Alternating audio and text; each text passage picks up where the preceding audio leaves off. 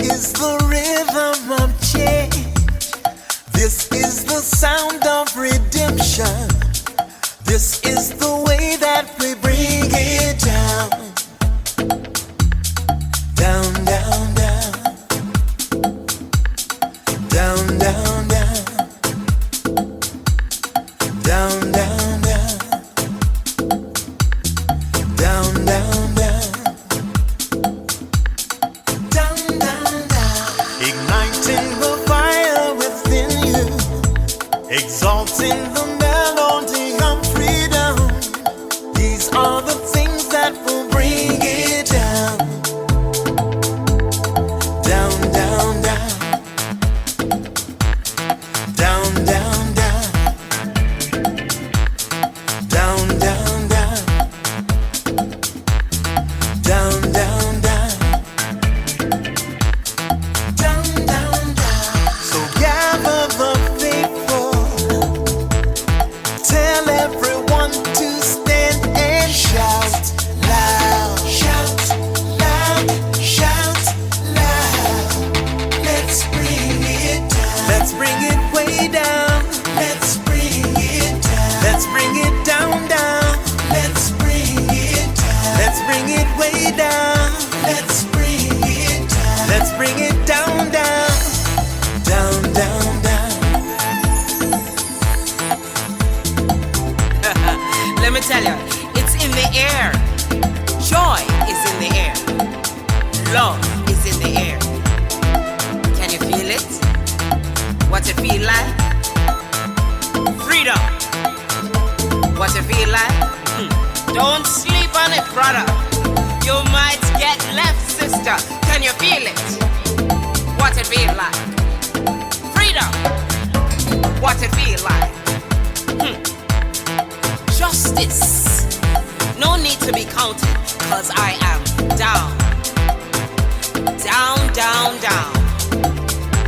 Down, down, down. Down for the end of racism, for the end of bigotry, cause I am down. For the end of misogyny, that's right. For all the isms out there, just down, down, down. Let's bring it down. Rise up, people. No more foolishness, and let's bring it way down. Riding the river of change into the cries of contrition. This is the way that we bring it down. Down, down, down. Down, down, down. Down, down, down. Down, down, down. Down, down, down.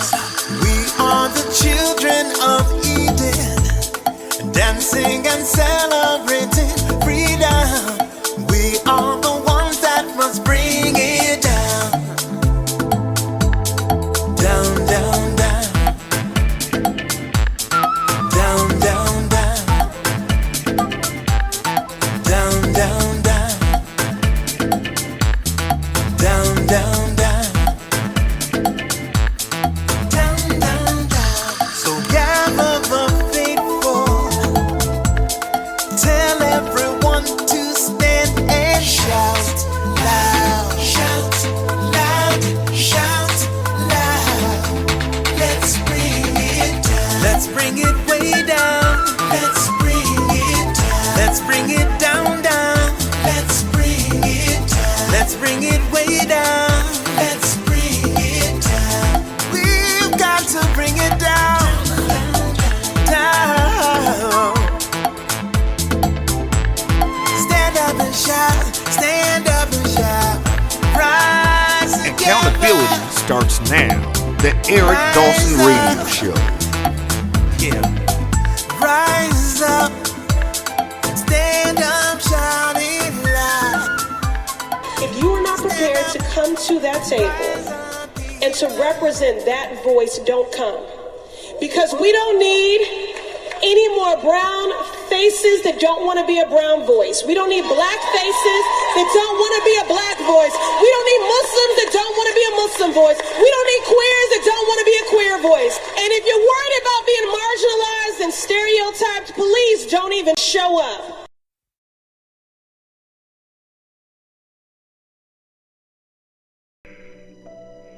something that someone gives to you. It's something that you take. Nobody can give you independence. Nobody can give you freedom. Nobody can give you equality or justice or anything. If you're a man, you take it. If you can't take it, you don't deserve it. Nobody can give it to you.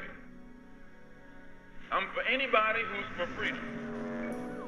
I'm for anybody who's for justice. I'm for anybody who's for equality. I'm not for anybody who tells me to sit around and wait for mine.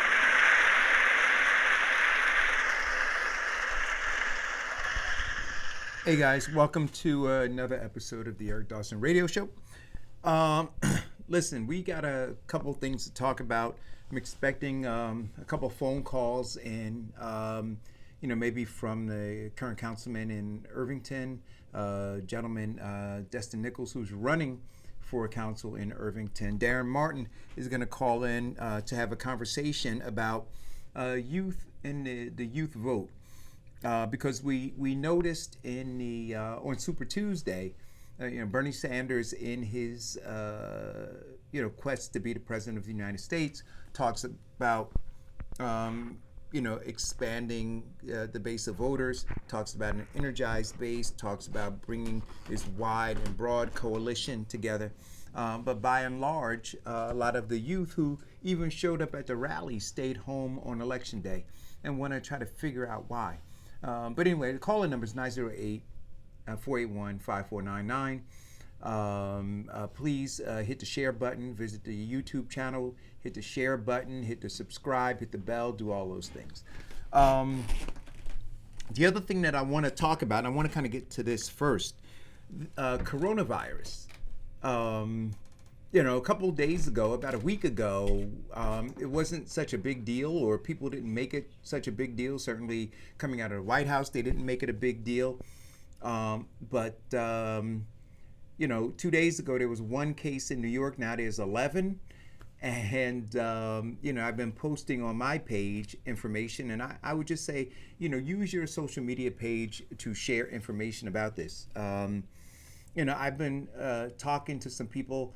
I know a couple of folks who work in places where they have information about this, and it's no laughing matter.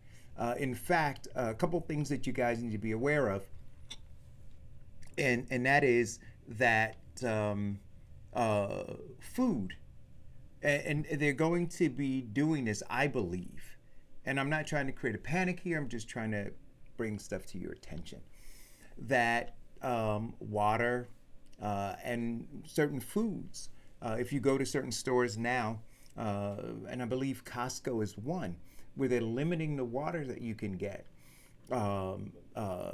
There is a Berkeley water filter that I have been looking at purchasing, which is probably one of the better water filters out there. Anyway, that water filter, now if you go to the website, which is a very popular water filter, it's on back order because people are ordering it. There is something going on. When you look at the stock market being affected, I posted on my page that even the airlines are bracing, right, for, what was the headline that I put up? I don't have it on my page, but it says that the airlines are bracing for massive losses, $200 million, for instance, one airline, based on not being able to fly. So there are going to be a lot of things. One of the things that we've been doing here with business that I've started is we were looking into getting licenses to do some farmers markets and some festivals and things. And then I had to stop for a second and think, wait a minute, these are places where crowds are. I bet you they're going to probably cancel some of those farmers markets and festivals and not have huge crowds of people. There are communities now, I think in, Washington, Washington State, not Washington, D.C., where now 22,000 folks are being told to stay home from school. So there's something that is really happening here. In New York again, there was one man who had contracted coronavirus, and he spread it to his family and to his neighbors. I know if you pay attention to the news, they're telling you not to get breathing masks.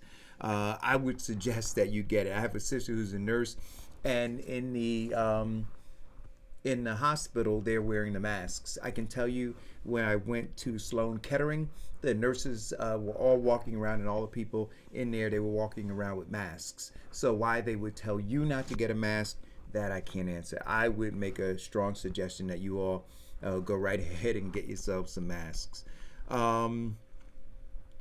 The other thing, I posted on my page about 16 minutes ago the symptoms for the coronavirus. And what it says is it characterized by mild symptoms including a runny nose, sore throat, cough, and fever. Can be more severe for some people and can lead to pneumonia and breathing difficulties. More rarely, the disease can be fatal. Older people and people with other medical conditions such as asthma, diabetes, or heart disease may be more vulnerable to become severely ill. So again, it says runny nose, sore throat, cough, fever, difficulty breathing in severe cases. Please pay attention, guys, to this and what is going on. But the coronavirus is here. It's in New Jersey. It's in New York. And it is spreading. They haven't figured it out yet.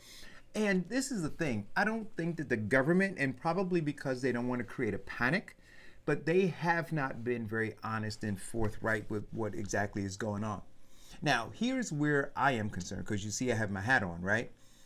So we are always, as black folks, like I say, if America has a cold, we have pneumonia, right? So if the world has a coronavirus spreading, then we've got something worse in our community. Or if it's spreading at, a certain rate everywhere else, it's double or triple the rate in our community. That's just the environmental racism that we've dealt with since we've been here. So, black folk, go get tested. Don't try to tough it out. There are clinics in the community. Why there are not robocalls that are going out from these various administrations and health departments, just suggesting that people, especially if you have a compromised immune system, where you should be going. But this to me is the ineptitude of our local governments, right? We're watching it all over the news. It is a simple thing for them to put out a robocall that simply says, there's no need to panic, but we're making you aware. If you are experiencing or know someone who is experiencing any of these symptoms, please go see your physician. If you don't have one, we have these health centers in the community that you can go to and you can get tested. But they should be putting that information out. It should be on the city's website, not just in Newark, but Irvington, all of them. But you know the ones I speak about. They should be doing all of that, guys. But it is serious. It is real. It is here.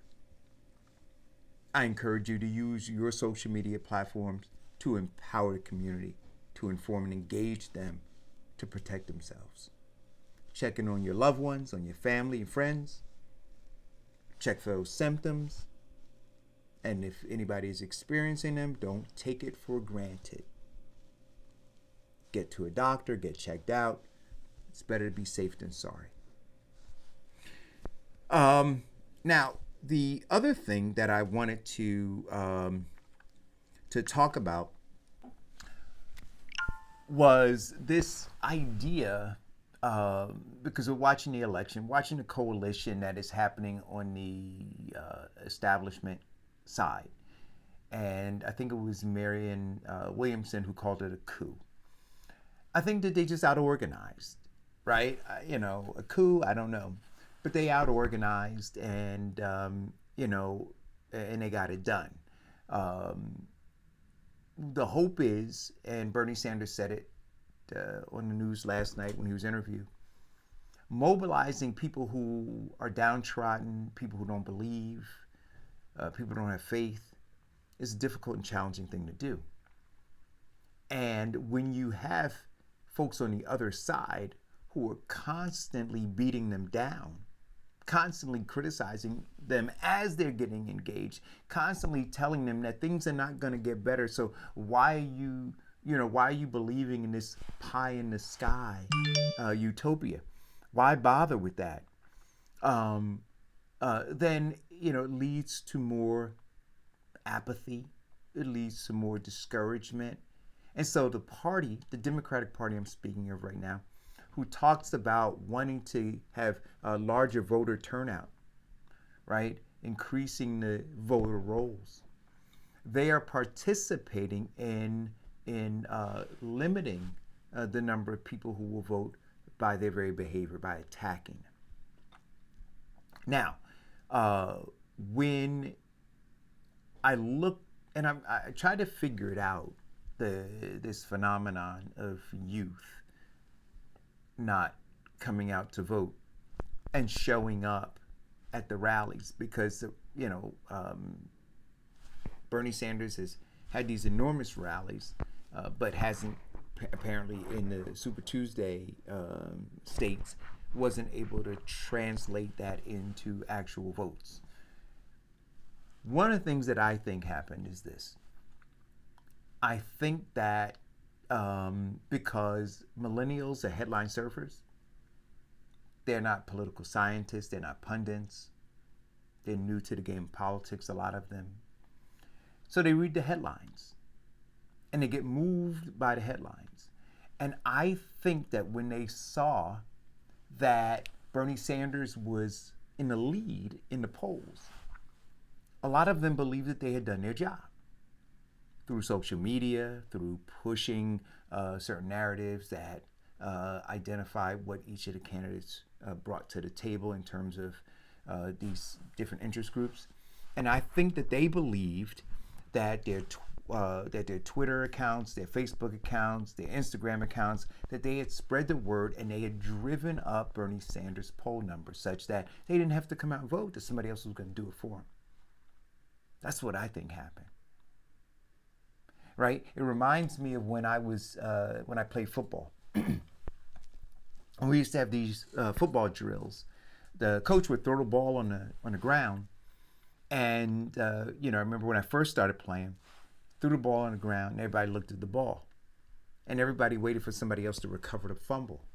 And the coach said, "Don't wait for your teammate to recover it; you recover it." And so we had to train ourselves that all of us dove at the same time for the ball. We didn't wait for the other one to dive. We assumed it was our ball and it was our responsibility to get it. I don't think that the millennials are there yet. I think that the millennials believed that somebody else was going to vote.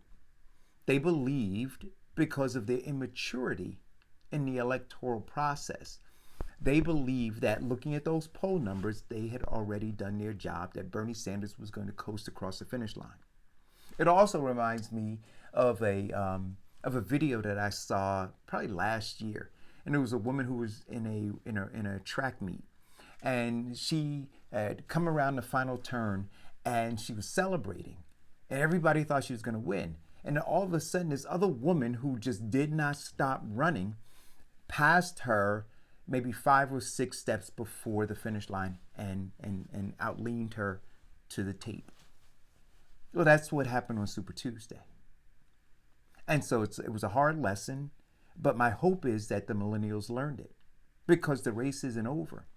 So it's better to learn it now, right? Because moving forward, that should be what should be coming out of the campaign for Bernie Sanders. It should be, don't pay attention to these polls. Don't rely on them and think the job is done. Like in any other competition, you have to finish right? And in football, they say you have 4 quarters. You have 60 minutes. Play the entire 60 minutes. In basketball, you play the entire game. We've seen teams up by 20, 30 points by the first half, and they wind up losing because they let down, right? They don't play as hard. The other team is motivated because they're behind, and then they gain the momentum, they gain the enthusiasm, and then they wind up winning the game. So it was a tough lesson to learn. But understand that just because it indicates that you're up doesn't mean that you'll always be up. You have to work.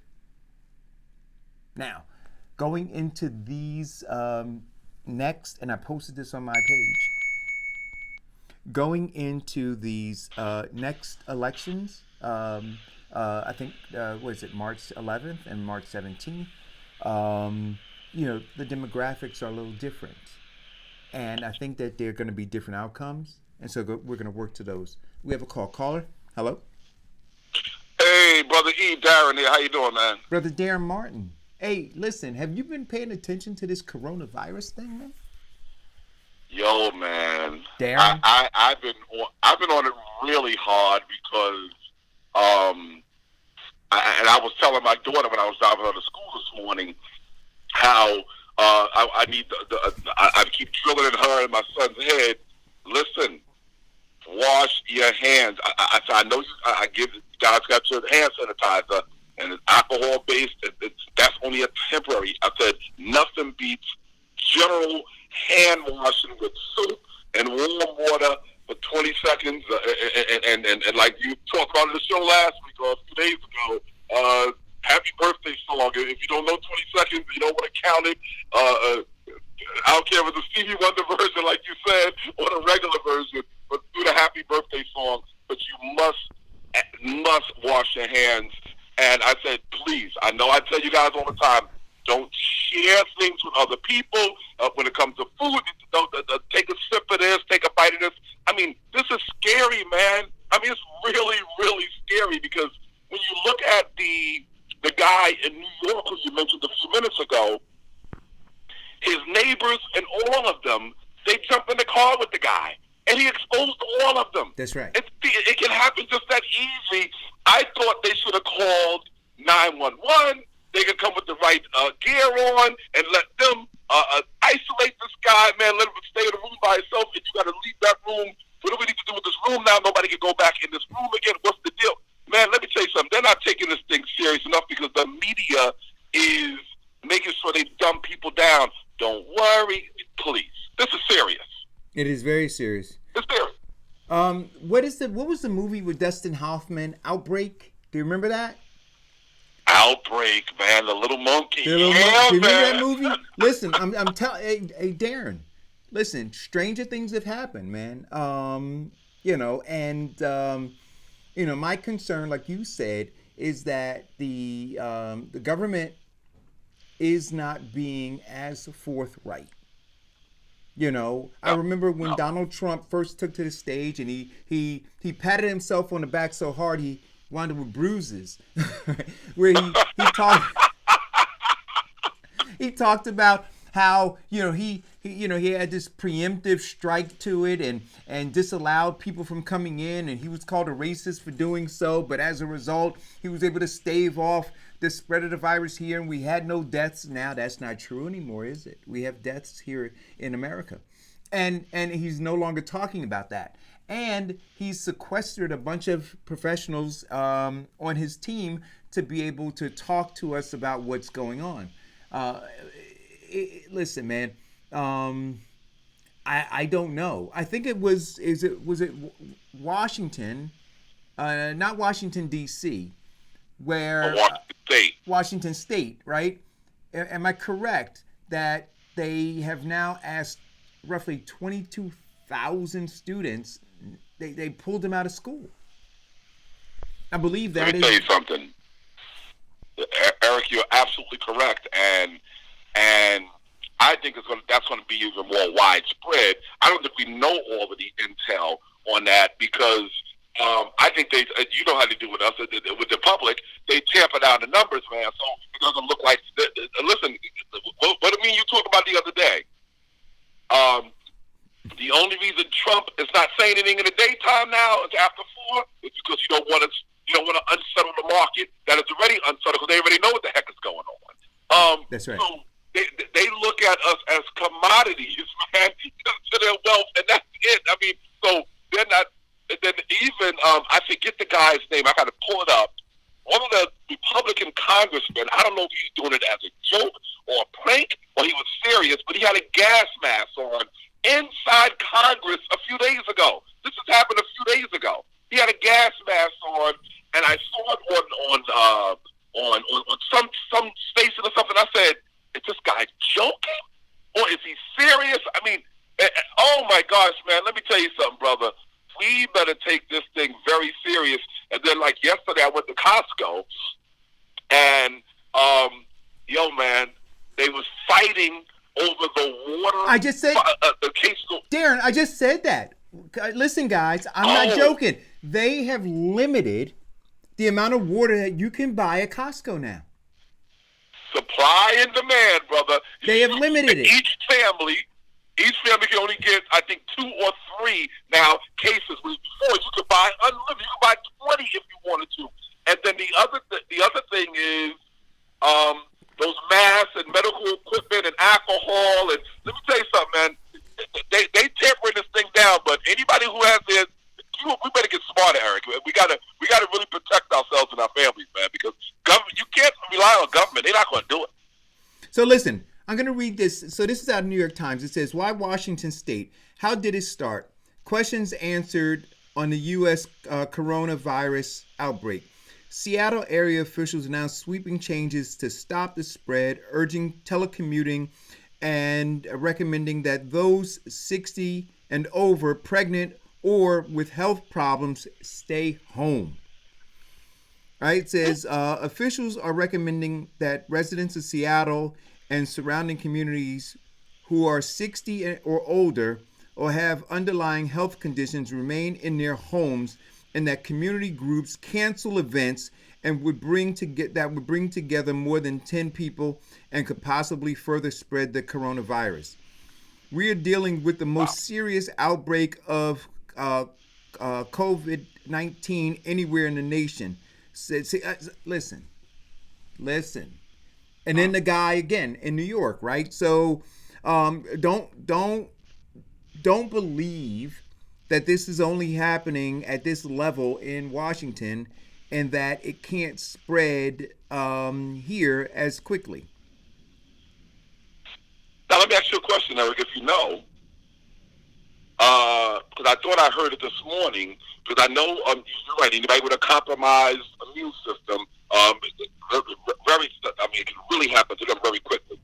But what was the status of the 32-year-old guy that they talked about this morning? They're talking about a 32-year-old guy that had this. 32.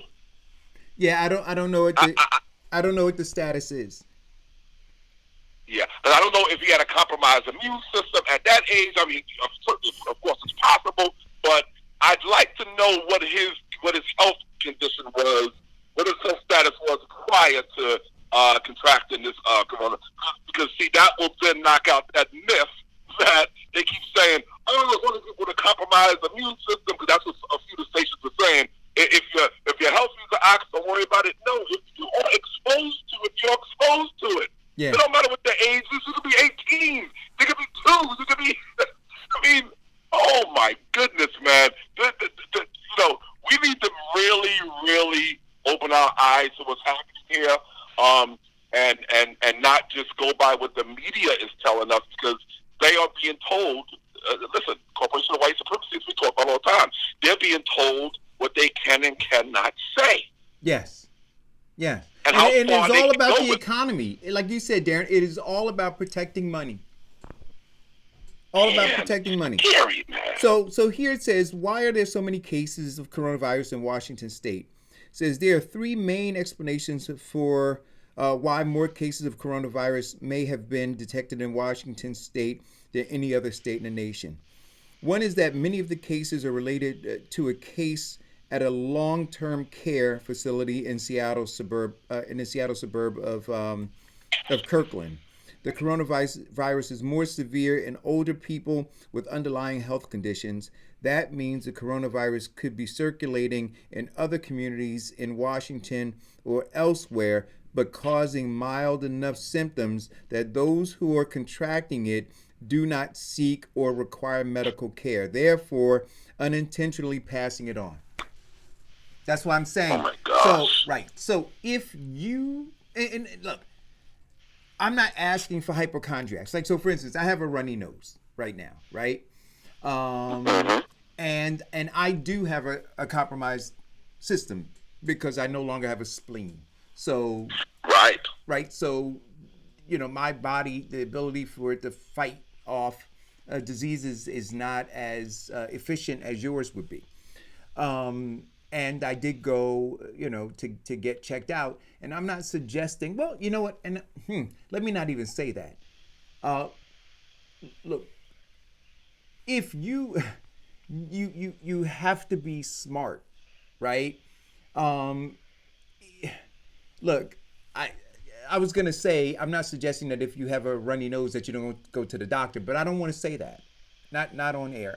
If you do have a runny nose and you feel you need to go to the doctor, go to the doctor.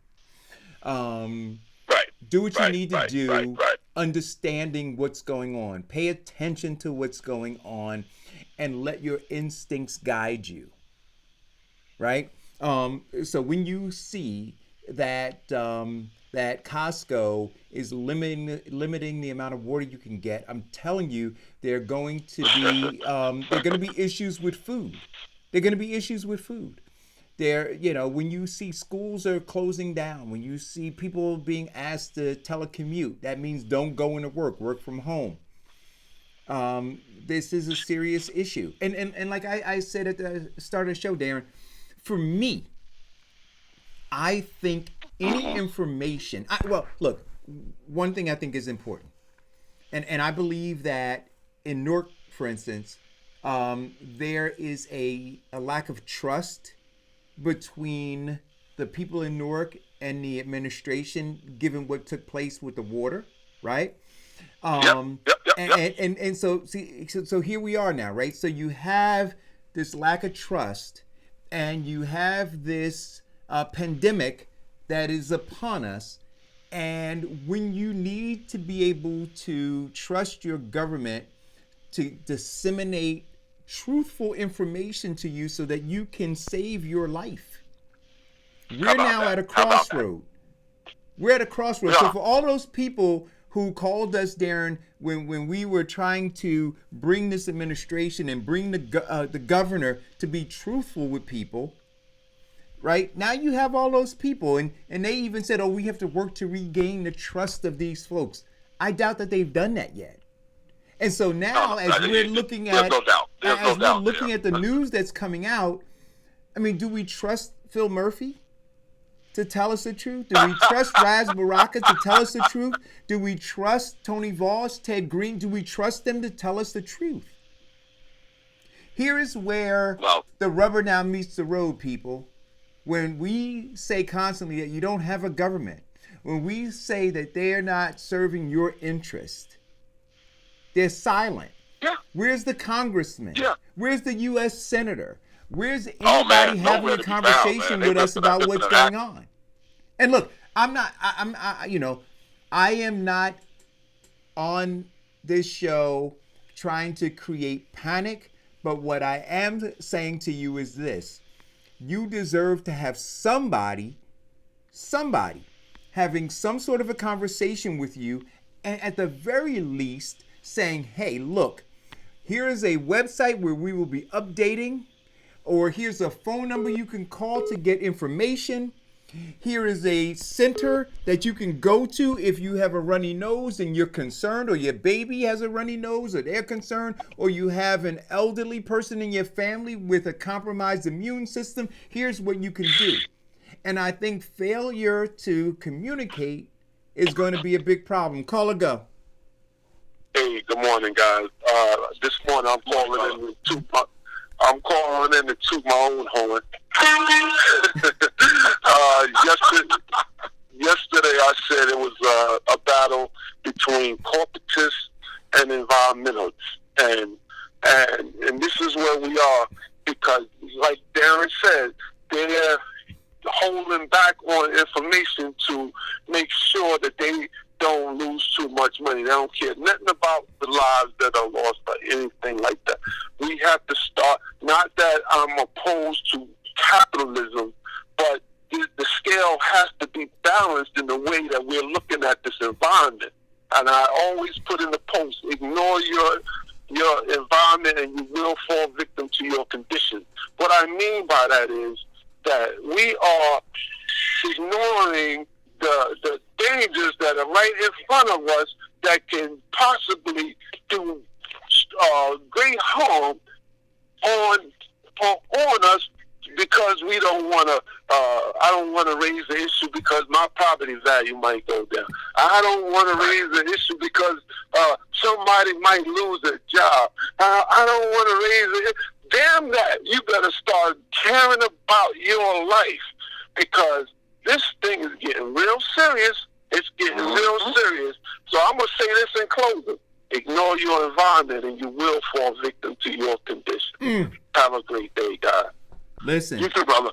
Ahead, and you know you're so right, Eric, because even when you look at Governor Murphy, what he put out the other day, him and the Education Commissioner, Revelette, when they put that thing out a couple of days ago, I mean, true to form, all these guys are true to form. What does Murphy say? It's no time to panic. I'm reading it right now, but it's time to prepare, even at home.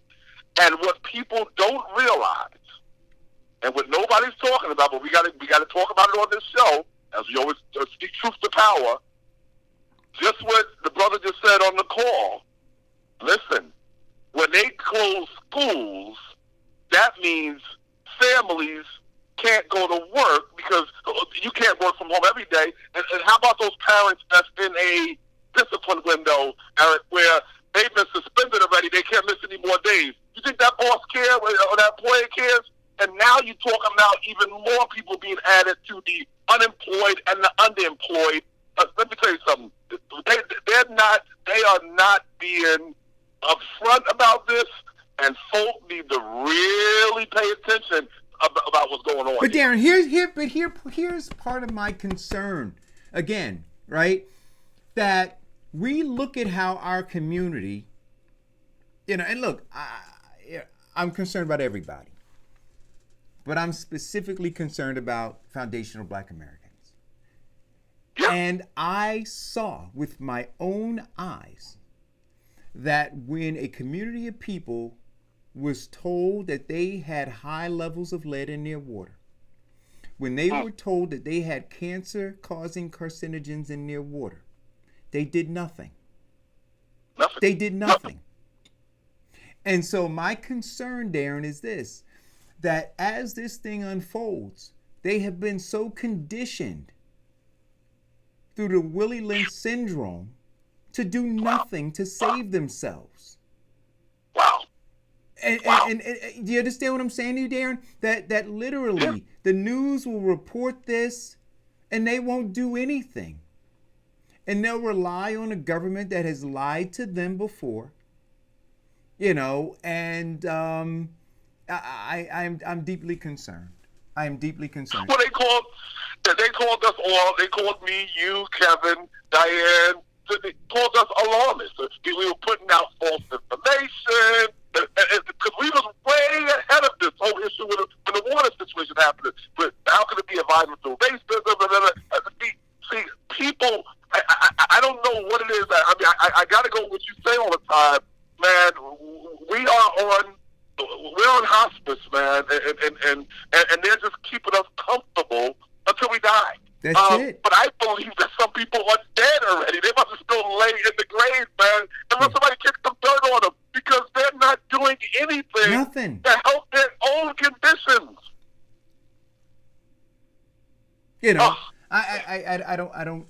I don't get it. I don't get it. I don't. I ask. Who are we? Who are we? Who are we that we just allow I mean, just allow it to happen. But it is here, and I'm telling you, water and food will be an issue. And it's not me being an alarmist, it's me being a realist. It's me watching what is going on. They have yet to figure out how to resolve it. Like I read in the article here, it said that you could have the virus and your symptoms be so mild that you don't know. Yeah. And you can be for a couple of weeks or something, right? Yeah, and you can be spreading it. That is fact. And so now by the time they figure that out, then they have to trace back to who you were connected to. And not only who you were connected to, but who you then came in contact with afterwards. And they can't keep up with it. This Call is a go. really, really not good. Call or go. Hello, caller? I thought we had another call, Darren. Caller, please call back. Hey, man. This is serious, brother. It's nothing to be played with. And just as you talked about, you talking about the airports, man, and the airlines, brother, and then somebody talked. I think I read in the New York. I read someplace, New York Times or something, where this makes so much sense. Now look at all of the people, the families who already spent money, Eric, to take their kids on spring break in March and in April, and now it's non-refundable. They can't get that money back, man. And what we talk about all the time, I mean, I know we always say people are ready for a $400 emergency, but they got to come out with money. I don't think some of them can deal with a $100 emergency. I mean, this is how bad it is. So now you put that money out, you can't get that money back. And I mean, oh my gosh, man, I don't even know how to even address that one, brother.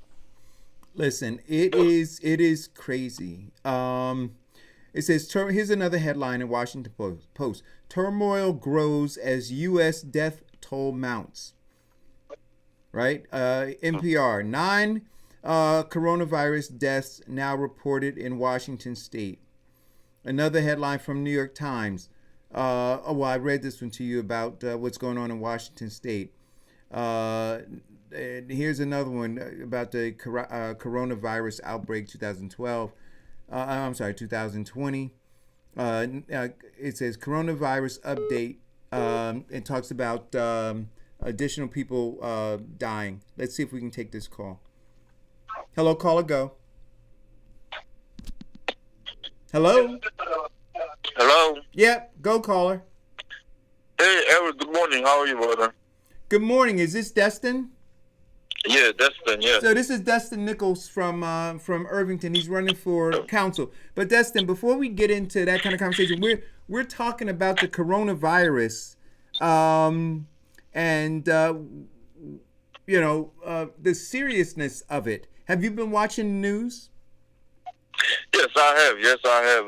Eric, it's just a big problem now because a lot of people start getting sick and dying, so it's scary. Hopefully, the government will take more action, put more funding, and then hopefully we'll find a solution. But as we speak now, I mean, it's gonna look very, very scary as they go by. So let me ask you a question. You're an Irvington resident. Is the government there in Irvington? Have they issued any kind of statement? Have they talked in any way about what residents ought to be doing? At least sending around leaflets. I know it's campaign season, so they're mailing stuff out. But are they mailing anything out from the health department that expresses to the residents that they should wash their hands, that they should not touch their faces and their eyes and those kinds of things? Is there any information at all being disseminated to the residents in the township of Irvington? No, we have not received any notice yet from Town Hall. As we're speaking, nothing whatsoever. I guess people just trying to educate themselves by watching and following the news. So, again, I just think, guys, that it is horrible, absolutely horrible, that we don't have some form of communication, some central form of communication that says, hey, here's what's going on. Stay tuned. If there's any additional information to report, you can come to this trusted source to be able to get some information about what's going on. I tell you, they are inept. They are all inept. Hey guys, can you hear me? I got you, Sydney. Yeah, What's up? This is Sydney. Hey, I don't know if everybody goes back and remember this. Last year, probably like a year and a half ago, Bill Gates predicted this was going to happen. So how was that possible? How was Bill Gates able to go back and look? Do your research. Really? Bill Gates predicted this virus 2 years ago to wipe out millions of people. Bill Gates has been talking about this for a very long time. So if he's been talking about this a very long time, is where the awareness of the elites were very high. That's why you have to understand that this is man-made. This was designed. This is the way it is. But go back and look at your boy Bill Gates and understand what we're up against. You know, it's not the fact that, and I tell everybody, it's not the fact that there's this hidden virus.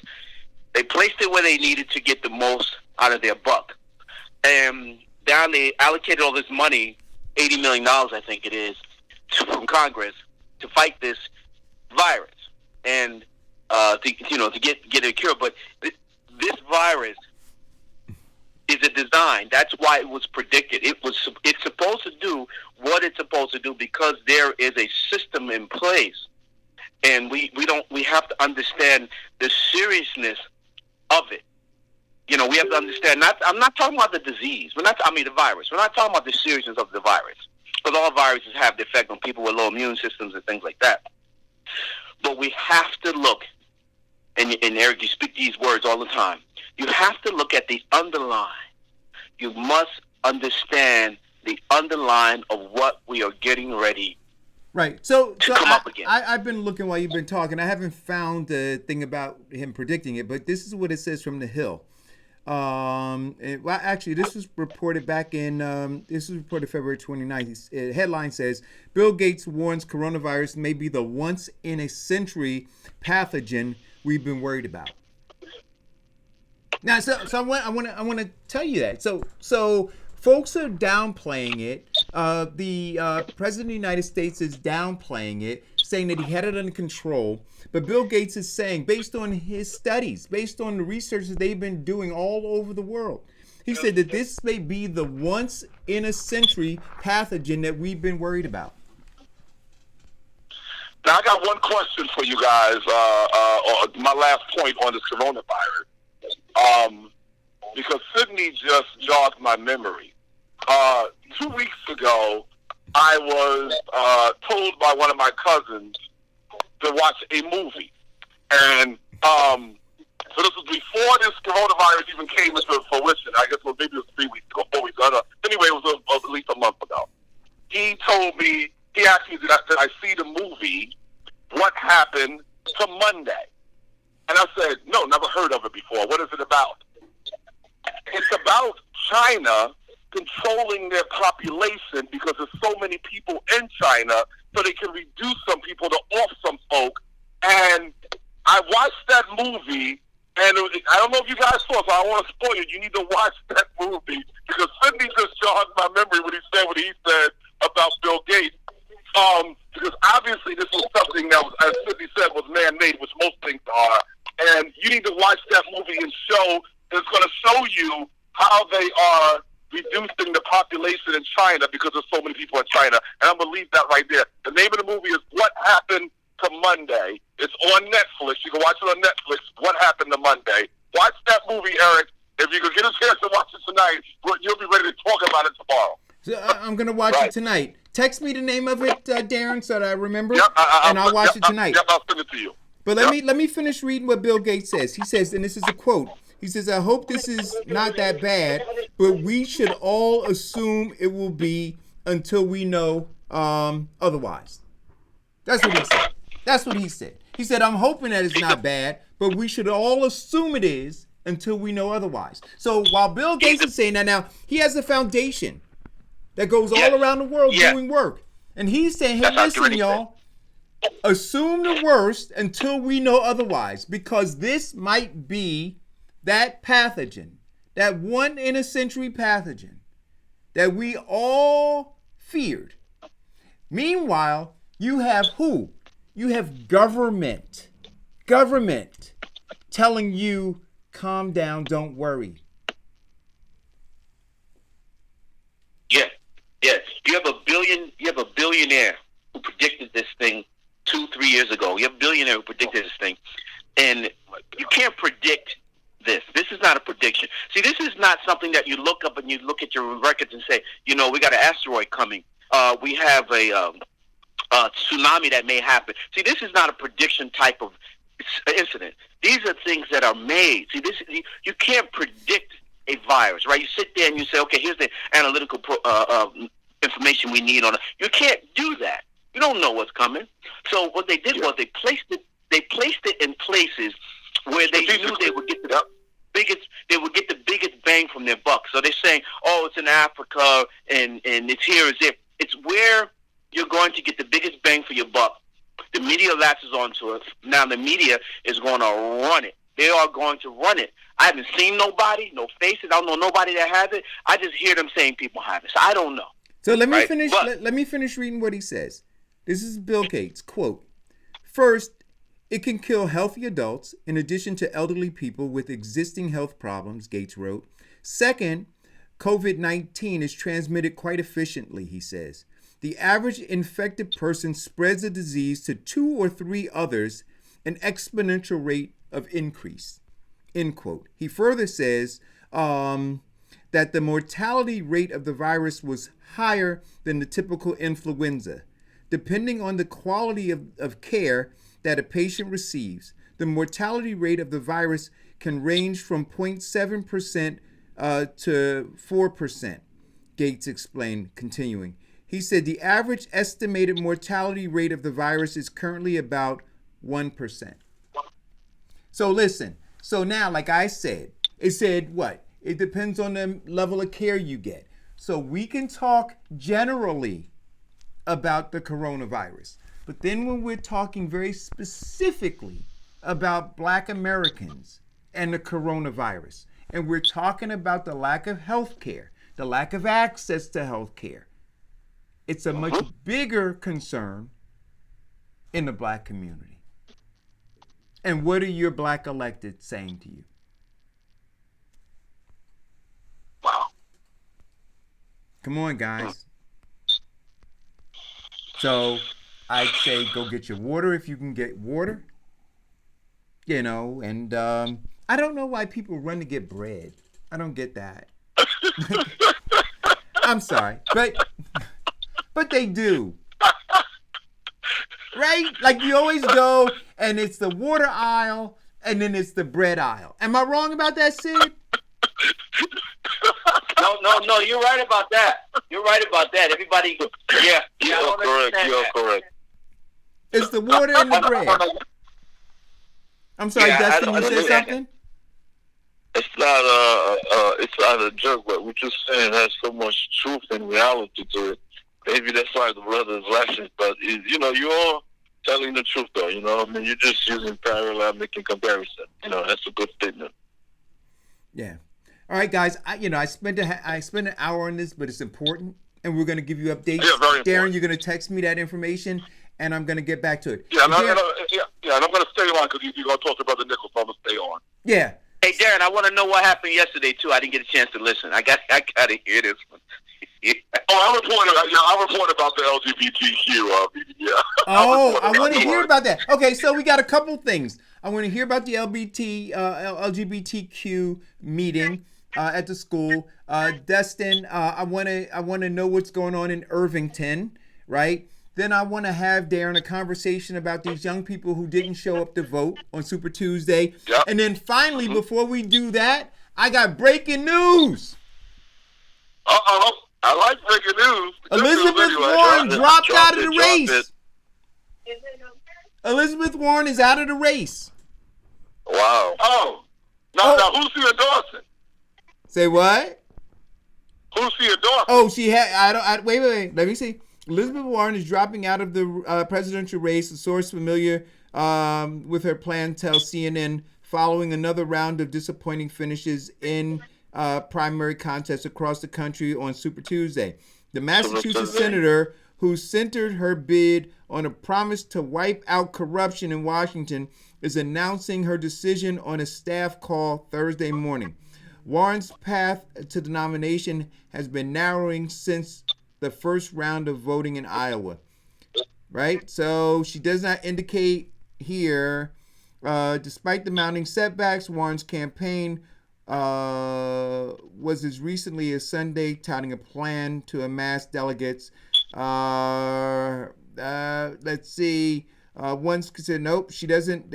So no, nothing's come out yet. So what I would say is this: if she is true in terms of being a progressive, if she really wants to wipe out corruption in Washington, then I would say that there would be no other path for her to follow than to endorse Bernie Sanders and the Poor People's Campaign. But we'll see. We'll see what she does. But I'm sure her decision was made based on her cutting some sort of a deal. So it's just a matter of who she cut a deal with. Either she cut a deal with the progressive wing of the party, or she cut a deal with the establishment. Now, if she cut a deal with the establishment, I think her career is essentially over.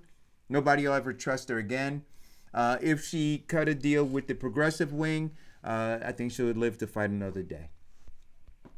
So, anyway. So Dustin, what is going on? What's the news, man? What's going on in Irvington, Eric, your hometown, right? No. I was born and raised in Newark. I live in Bloomfield now. Never been in Irvington. Okay. Well, your dad has some big influence in Irvington. That's right.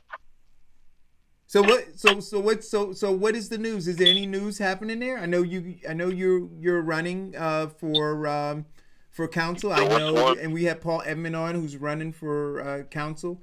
Is there anything that we should know? Well, right now, let me see. Monday is the deadline to turn in petition. So after Monday, we'll know who's definitely in or who's out. That's what we're just waiting on. And then a week after, they're gonna do the ballot, and then we'll know our line, and then we'll just move forward. And then after that, it'll be like 2 more months before the election. Everyone is out there already, canvassing, talking to the voters, the residents, trying to get our message across, and then hopefully we'll score a victory on May 12, 2020. All right, man. Well, listen, keep pressing on. What do you think about what's been happening with the presidential election?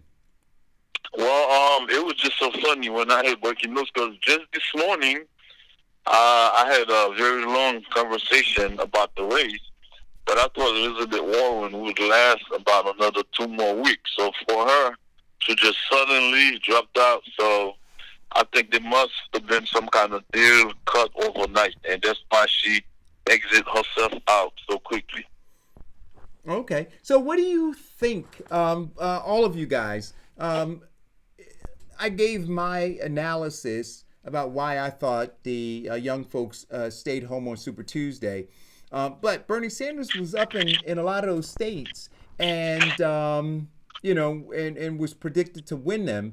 And, some people say that it was the surge, and it was Fish Fry Clyburn supporting Biden, having such a huge victory in South Carolina, that late voters saw that and responded. But that doesn't negate what the young voters didn't do, right? Because even if you had the older voters come out and switch and decide they were going to go with Biden, the young voters, all of those thousands and thousands that show up at these rallies, they didn't show up at the polls. Why do you think they didn't?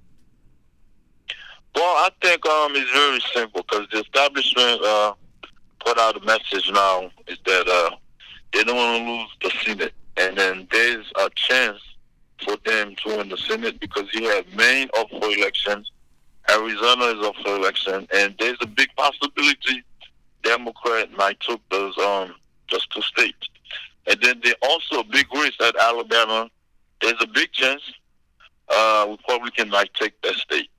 So now, supposedly, that's the message the establishment is sending out there. So a lot of people will start changing their mind about the progressive movement because they saying that Bernie cannot reunite the party, so forth and so on. He's not a true Democrat. So all those negative messages going out there and confusing the young voters. I think that's the reason why we see a lot of them did not come out to vote.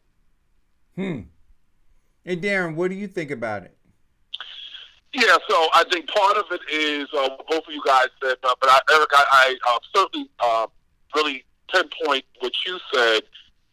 See, I don't think we've done a good job in this country with the three-step approach that I like to do, which is voter education.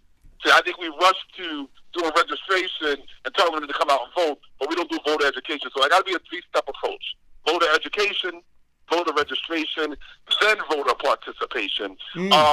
So the problem is we don't. I don't think we've done a good job with educating. I speak to a lot of young people since I coach and I mentor, and most of them tell me the same thing. One, they say, I missed the registration deadline because I didn't know what it was. See, that's part of that whole voter education. Some of them tell me, I was gonna be out of town. That's part of education because they need to know they can do an absentee or they can do a mail-in ballot. That's part of it. But then you have some that a lot of them tell me they just don't believe anything is going to change. See, right. That speaks to what Brother Dawson just talked about, that establishment politics, where they're looking at this thing and through their lens, they're seeing the same people being elected all of the time and their conditions not changing. So why in the world would they come out and vote? They're not giving them a reason to come and vote. But Darren, what I'm talking about, and so, but with those people, what I'm saying is this: he has an energized group of people, right? So they just didn't show up to vote. One of the things that I suggested, and I don't know the truthfulness of it, maybe it'll come out in some exit polling data, is that when you look and you believe that somebody has an insurmountable lead, then you don't feel you need to do any more work. You think it's done. So if they were showing all these polls that Bernie was up in this state and that he was going to clobber him, on Super Tuesday, and so now you have this group of millennials who are headline surfers, so they're not reading in between the lines. They're not reading the tabs in these polls, right? They're not looking at all the other stuff. They're just saying, hey, look, he looks like he's ahead. He looks like he's going to win. We've done our job. We're going to go out and turn up, or we're going to go out and party tonight, and not see the job all the way through the finish line. And I think that there probably was a percentage, I don't know what size percentage, but I believe that there was probably a percentage that did just that. That's a great point. Because don't forget, we're talking about young people, especially millennials. They follow social media, look at all the social media platforms. The algorithms are all set up for them. So when they see that kind of stuff, that will certainly make them shy away. So that's a great point. That's a great point. So I don't know I don't know what you do to capture it, right? But I do know that they are the most affected group of people given the policies that are here. These are the ones who are going to do worse off. The first generation do worse off than their parents, grandparents. This is a generation that's going to be straddled with a considerable amount of student loan debt. This is a generation that has credit card debt that is crippling, right? This is the generation that won't be able to afford their health care. And this is a generation that seems to just not come out and vote. I tell you something else. No. I was just going to say this is the thing I spoke about yesterday when I mentioned to you guys about what's going on in Jersey City. Like, who the hell got time to listen to that crap? And then, when you look at what's going on with this coronavirus, it creates so much of a mental dilemma that all that is in the midst of this mass confusion. But everything you guys said is facts. The reason why they didn't come out, it's facts. Like, all it boils down to is if you give this information out and you don't keep up on them, or if you don't, I remember Puffy used to have this movement. This is what's going on, is that you have to, this generation, unfortunately, that you have to go to the door and you have to have a van outside, or you have to have a bus outside, and you have to actually, get these people, because this generation just think that, everybody's want to go to heaven, but nobody wants to die, right? So that's how it is. It's like, well, he'll do it. No, you do it. He'll do it. No. He's going to do it, so I'm not going to do it. He'll do it. And that ping pong effect is what we're getting. It was true, because we're old, right? We're old people, and we're used to the way that it worked before, and it gave us some benefit. Now, everything you guys said is true. They're thinking, hey, it doesn't matter. Either way, I'm not going to win. It doesn't matter. This is that. It doesn't, but it does matter. And we need to let them know. And it's fortunately enough, we have great shows like the Eric Dawson Show and so many other people out there who are speaking it, but it's just not enough to get to the masses. It's just not enough. And see, Sid, the other thing is it speaks exactly to what you're saying. When you look at the way the family structure has changed at home, look at the family structure. Now, years ago, all of us we're older. So years ago, everybody was at the kitchen table, eating together, conversing together. How was your day? How was your school day? How was your work day? What's going on? What's the politics, the current events of the day, et cetera? What's going on? Everybody was at the table eating. Now when you look at homes, somebody getting Uber Eats or something else, so they're in different parts of the house eating with their headphones on. This one is over here. This young person's over here. But then you also got to look at, back then, families went to vote as a family. Now, only some families still do that. Like my wife and I, we bring our kids because, of course, my daughter will be voting next year. So we bring our kids, and my son has a couple of years. So we still bring them into the booth, and because you need to instill that in them early, that value system. And then my last point is you have to look at the politicians have not done a good job in the relationship with us. So what I mean by that, if you're only being courted every 4 years, or every 3 years, or every 2 years, if it's a family, et cetera, so you only want to talk to me then, that's not a good relationship. They need to talk to people, not just the young people, but everybody, not only when it's election time, but when it's off time and it's not election time. And that's the problem. I tell you, that's great. I laugh, right, all the time, because I have my issues with religious leaders and politicians, right? And it's something I've always had a thought up my behind on, because what happens is that our media is there, right? A lot of that involves our media. We hold a massive amount of people in the presence of us at a certain given time on a Sunday or a Bible study or what have you. Now, I do not, and to put a disclaimer out, I do not say this about every religious leader, so please understand that. But there are a very high percentage of you knuckleheads out there that call yourself religious leaders, and you know who you are, right? And you go out there and you sell these people this garbage, and you are afraid of yourself. And what happens is that you're taking advantage of the mental piece of these people, because you already know what they want and what they're trying to do. But when it comes down to really being involved and to making the system work, these same people can't even tell you how Martin Luther King really died, right? They're going by the story that they gave you. So these people will create a story to bring people together for their benefit. But when it comes time for us to come together to do it as a whole, you're not going to get them. Politicians, listen, I know some people now. I remember Eric showed me a list of people. He showed me a list of people when I was there, and these people were running. I can say some names and hurt some feelings. And I don't think I've seen one person on that list that he showed me one time that is doing anything locally for their community. If they are, you know who you are.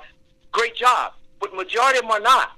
Because politicians and religious people are only in positions because these are people who like power, and that's all they want. They don't want to make change. They just want power. So how do you do that? You go to senior house, you feed people. You knock on the door, you shake somebody's hand. You speak French, they speak French, I got you. You speak Spanish, they speak Spanish, I got you.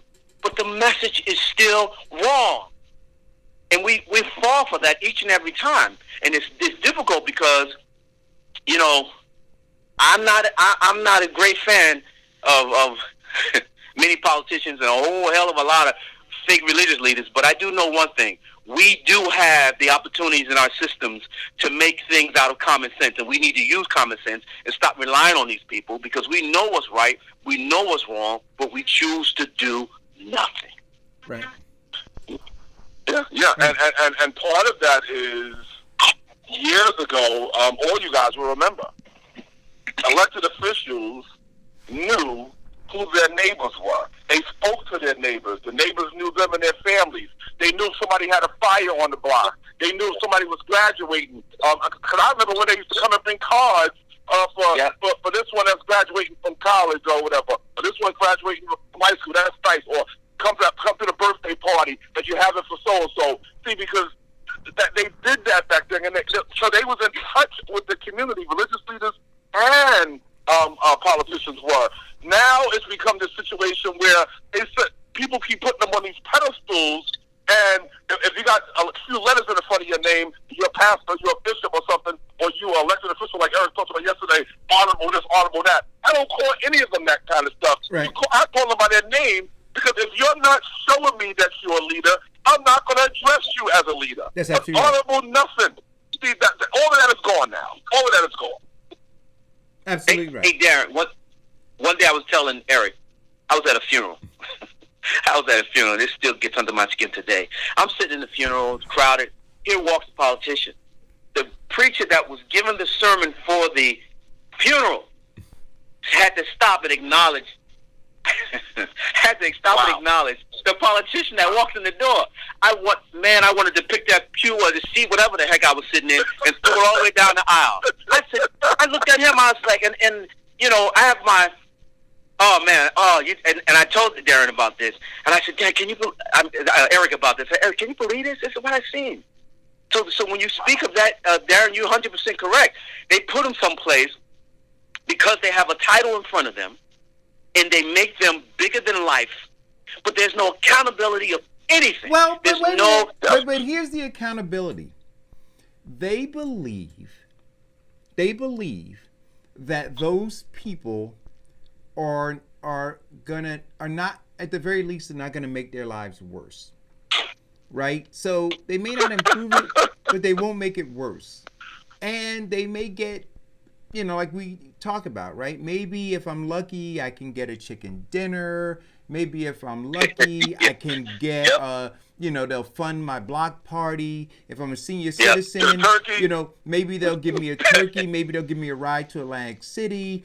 You know what I'm saying? So these are the things that, this is how low the bar is. So they're not looking for big ticket items, which is why I think when you have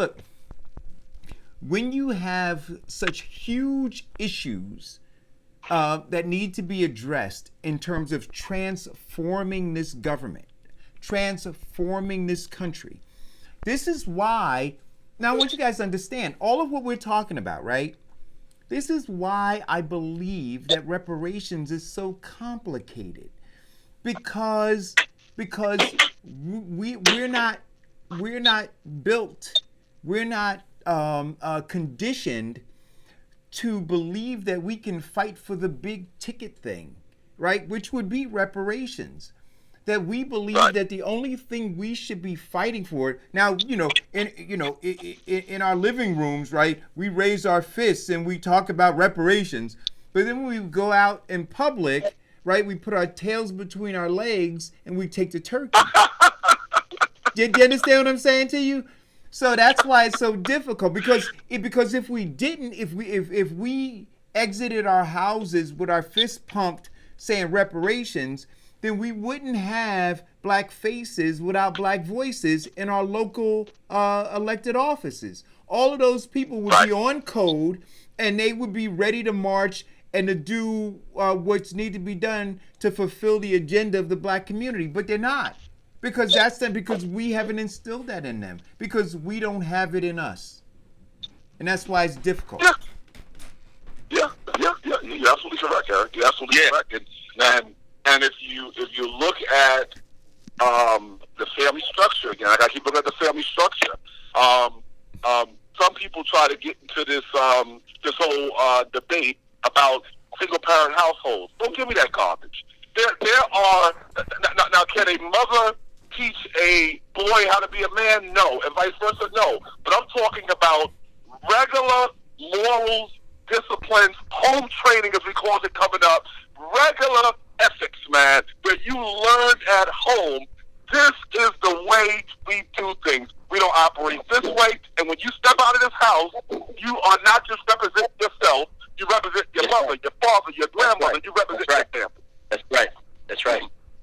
That's right. And you know, Darren, it's so interesting and so important talking about single mothers and single fathers. First of all you single mothers out there that are doing a great job, I take my hat off to you, and I blow love, because it is not easy. All you single fathers out there, I take my hat off to you guys, because it's not easy. But I also take my hat off to that young person out there who has to defend for themselves. And there's a lot of them roaming the streets today who don't know where they are and what they're going, what they're doing, and we've dropped the ball on them in many ways, right? When I speak of great organizations like the Loving Arms Foundation and some of these other great foundations who's out there doing so many wonderful things, we can't forget that we speak of family each and every day and how to make those things successful. But we have individuals out there who don't have a family, who don't have anybody to talk to, who don't have anybody to say anything to, right? They don't know about the Eric Dawson Show because that's just not where they are. They're trying to survive. And they go to schools. They put these uniforms on, and they go to these schools, and you expect for them to do. Well, let's go right back to what we're just saying about religious leaders and politicians.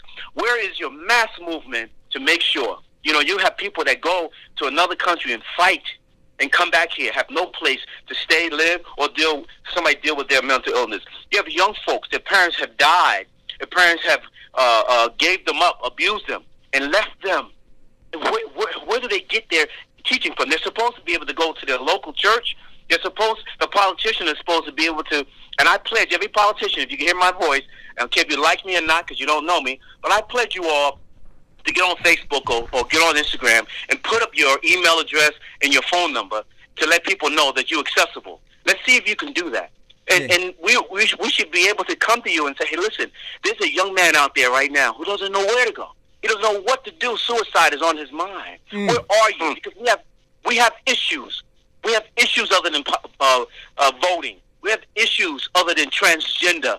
We have issues here, homelessness. We have issues here that these politicians and the religious leaders should be involved in every single day. That's what I always talk about, Sid. I say, you know what? You have to look at our condition. You have to look at our psychological condition, but then you have to look at these underlying issues too, right? These issues that result from poverty or result from these socially transmitted diseases. And all of those things have to be taken into consideration, when you interact or seek to problem solve the myriad of issues facing our community. You got to look at them. So, Darren, the LGBTQ meeting. Talk to us. What happened? So I went to Newark last night to Arts High School on Martin Luther King Boulevard. Because as I give you a little background, if anybody didn't hear yesterday, I got a call from like 8 parents wanting to know the legalities of this LGBTQ curriculum that's coming to Newark schools and coming to throughout the state of New Jersey, et cetera, et cetera, et cetera. And they told me it was a meeting coming up, and there was one meeting last week at Arts High as well, because that's now I know one of the locations. I know it was more than one location that's pilot. So got there last night, and to give you a makeup of what the room looked like, the room was set up like in a square, like, and in the middle they had their projector with their PowerPoint presentation.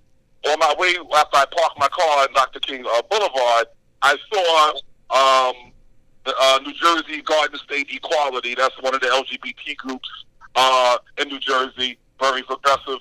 I saw that car parked out there. I said, okay, that's probably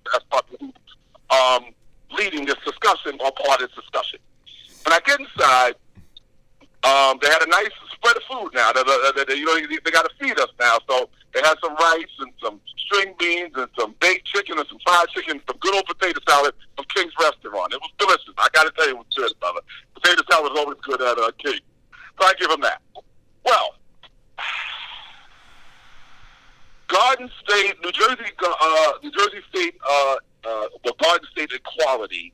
It was Wait, let me ask you a question. from- But before because you talked about King's potato salad, did they deliver those oatmeal raisin cookies? Did they have those there too? You know what? They didn't have any dessert. That was interesting. See, if they had the oatmeal raisin cookies, you might have had 100 more people there. Go ahead. Hey, either that or that fried broccoli. That fried broccoli is good too, Hey, man. listen, man. Look. I think on their menu they tell you if you're gonna have an event and you want more people to come, these are the items you should order.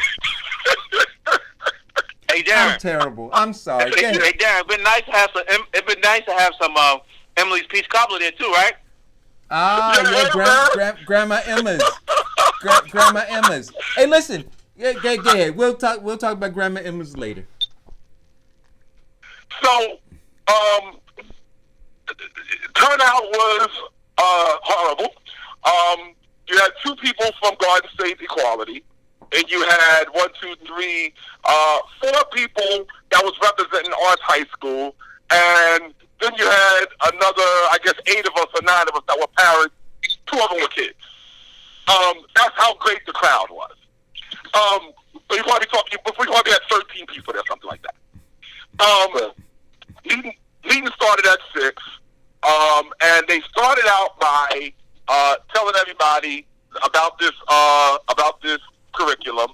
And on the PowerPoint, the Garden State Equality people was talking about who they were, and they had it LGBTQ on the screen and all the different colors, pink, yellow, green, the color stuff.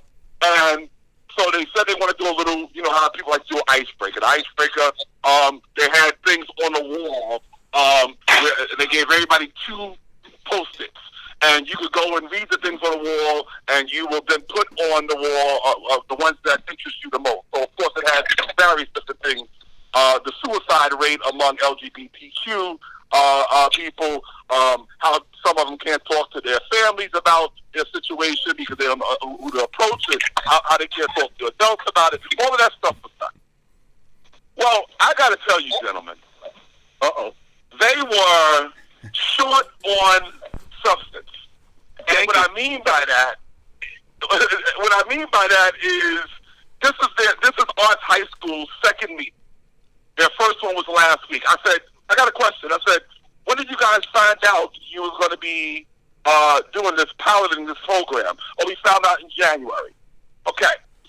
So I got that question answered. I said, so this is your second meeting? Yes, our second meeting. I said, so what was the agenda last week since I wasn't here? Oh, it's really the same things. We just answering the questions from last week. I said, so you couldn't answer the questions last week? Very weird. So they brought the questions that was asked from last week to this meeting. But guess what? Guess who was answering the questions? It wasn't the district, Roger Leone and the district. It wasn't the state and Governor Murphy who came up with this agreed to this stuff. It was Garden State Equality. I said, wait, I got another question. Why are you guys answering the question? I said, you mean to tell me you didn't send this to Roger Leone and the district? Wait a minute. So the state of New Jersey?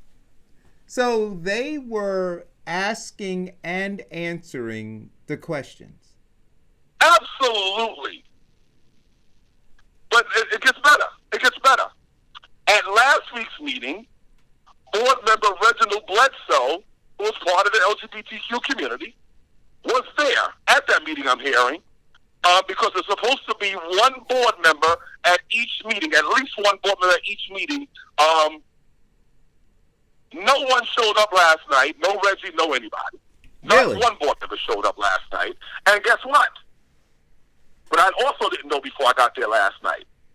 Arts High School is not the only school that's doing a pilot starting in September. It's 11 other schools. So Newark has agreed to do 12 schools in Newark. I said, okay, I got another question. What are you guys doing as far as outreach goes? Because I said, when I look at this audience, there's not many people here tonight. I know you can't make people come to meetings, so maybe just look at some timing, do a little survey. Like when I said, when I was a PTO president in Newark at Ivy Elementary, I had 2 meetings. I did a meeting in the daytime for those parents that work nights, and I did a meeting at nighttime. I said, is there any situation like that? Well, you got to talk to the district about that. I said, no, I'm asking you because you're the principal here at Arts High, and here's the people who work with you. I said, somebody got to be able to answer this question. I said, now who's the parent organization? So the PTSO, which is Parent Teacher Student Organization, president was there, but no other members. She said, well, I'm a new president, Mr. Martin, so I'm really still learning the ropes, whatever. I said, wait a minute, guys. I said, you are bringing a curriculum into the schools in September of 2020, and you guys, one, haven't done a good job of outreach. So there's no community engagement happening here. Oh, we sent robocalls. I said, what else did you start robocalls? Well, Mr. Martin, we put it in the students' book bags. Most of those don't get home, so let's throw that away because the kids don't bring that stuff home. It's high school. They ain't thinking about that thing. They're not bringing that home. I said, what else is going on? I mean, let me tell you something. They are unprepared, and then when they got So here's my question for you. What do you think is behind this? Well, right? What do you think is behind this in the end? Yeah, Darren Martin thinking is that Reginald Bledsoe is not only a board member, he's part of the LGBTQ community. Right. But what I also found out, which I did not know, he works as a aide to the New Jersey Education Commissioner, Revelette. Now, how did I find that out? Let me tell you how I found that out. My church, because we're a very progressive church, we do a education summit every year. So Revelette was our keynote speaker this year, and I'm standing outside my church, and they told me Revelette was going to be what time he's going to be getting there. I said I'll meet him and show him where he needs to park at. And then I bring him on in and bring him into my pastor's study so he can sit with the pastor. They can talk about what the class. Well, Reggie comes walking up. I said, what is Reggie doing here? Now, I'm in Jersey City. That doesn't mean because he's from Newark, he can't be in Jersey City. I'm all over the place, and I live in Union. I get it. But he said, I'm waiting on the commissioner. So, Darren. I'm waiting on the commissioner. Darren, my spidey sense is tingling right now. Right? See, I would say I'm like Chris Matthews, who said he had a tingle going up his leg about Obama, but it's different. So here's the thing I want to ask you. So there's a curriculum, a pilot in 12 schools, you said? Right? 12 Newark schools. So here's the question, right? Because all roads always lead back to contracts and money, right? Ding, ding, ding, ding, ding, ding. So, come on now.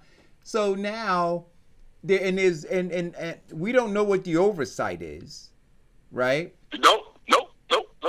Is there a budget that you're aware of for this pilot? Not that I'm aware of. Okay. In fact, I'm going to stop you for a second. I'll just hold your thought. Because, I'm a question asker when I go to meetings. My wife hates to go to meetings with the economy because, I got questions. When we got into questions about budget or questions about parents wanting to know whether they can opt out, they said, well, you got to speak to, you could go to nj.gov. I said, wait. I didn't come here for a commercial. No. You guys are having a meeting where you're supposed to have information for the community. No. So you know what? The answers? No. So you know what this was? The information and, oh my God. You know what this was, right? It's fait accompli. They're already doing it. They didn't have any outreach. They're having these community meetings so that they can say they did it, right? So they can say, we had community meetings. They didn't notify a bunch of people because they didn't want pushback. They were probably shocked that you were there and as articulate as you were, Darren. And so now they're done with the meeting. Whatever the budget is, however much Reggie Bledsoe, right? So now he sat there on the Board of Education. He opened the door. So this is where I say, guys, we have within our gates, we have these Trojan horses that open their bellies and release the beasts within our gates. And so now, Reggie Bledsoe, who is not looking out for the community, not looking out for the taxpayer, but looking out as a special interest lobbyist for this organization to be able to infiltrate our school system and bring about a program that is really about making money. That's what it is. Hello. Did I get that? Wait a minute, Darren, did I get that right? Eric, you hit the nail right on the head.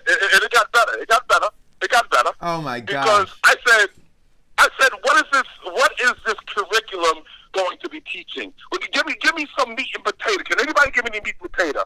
And again, mostly all of the questions, with the exceptions of a couple of things that the principal said, etc., and the person, the young lady that was working with him, who takes care of, I don't know, she said title is media, something, whatever, media arts, whatever X is.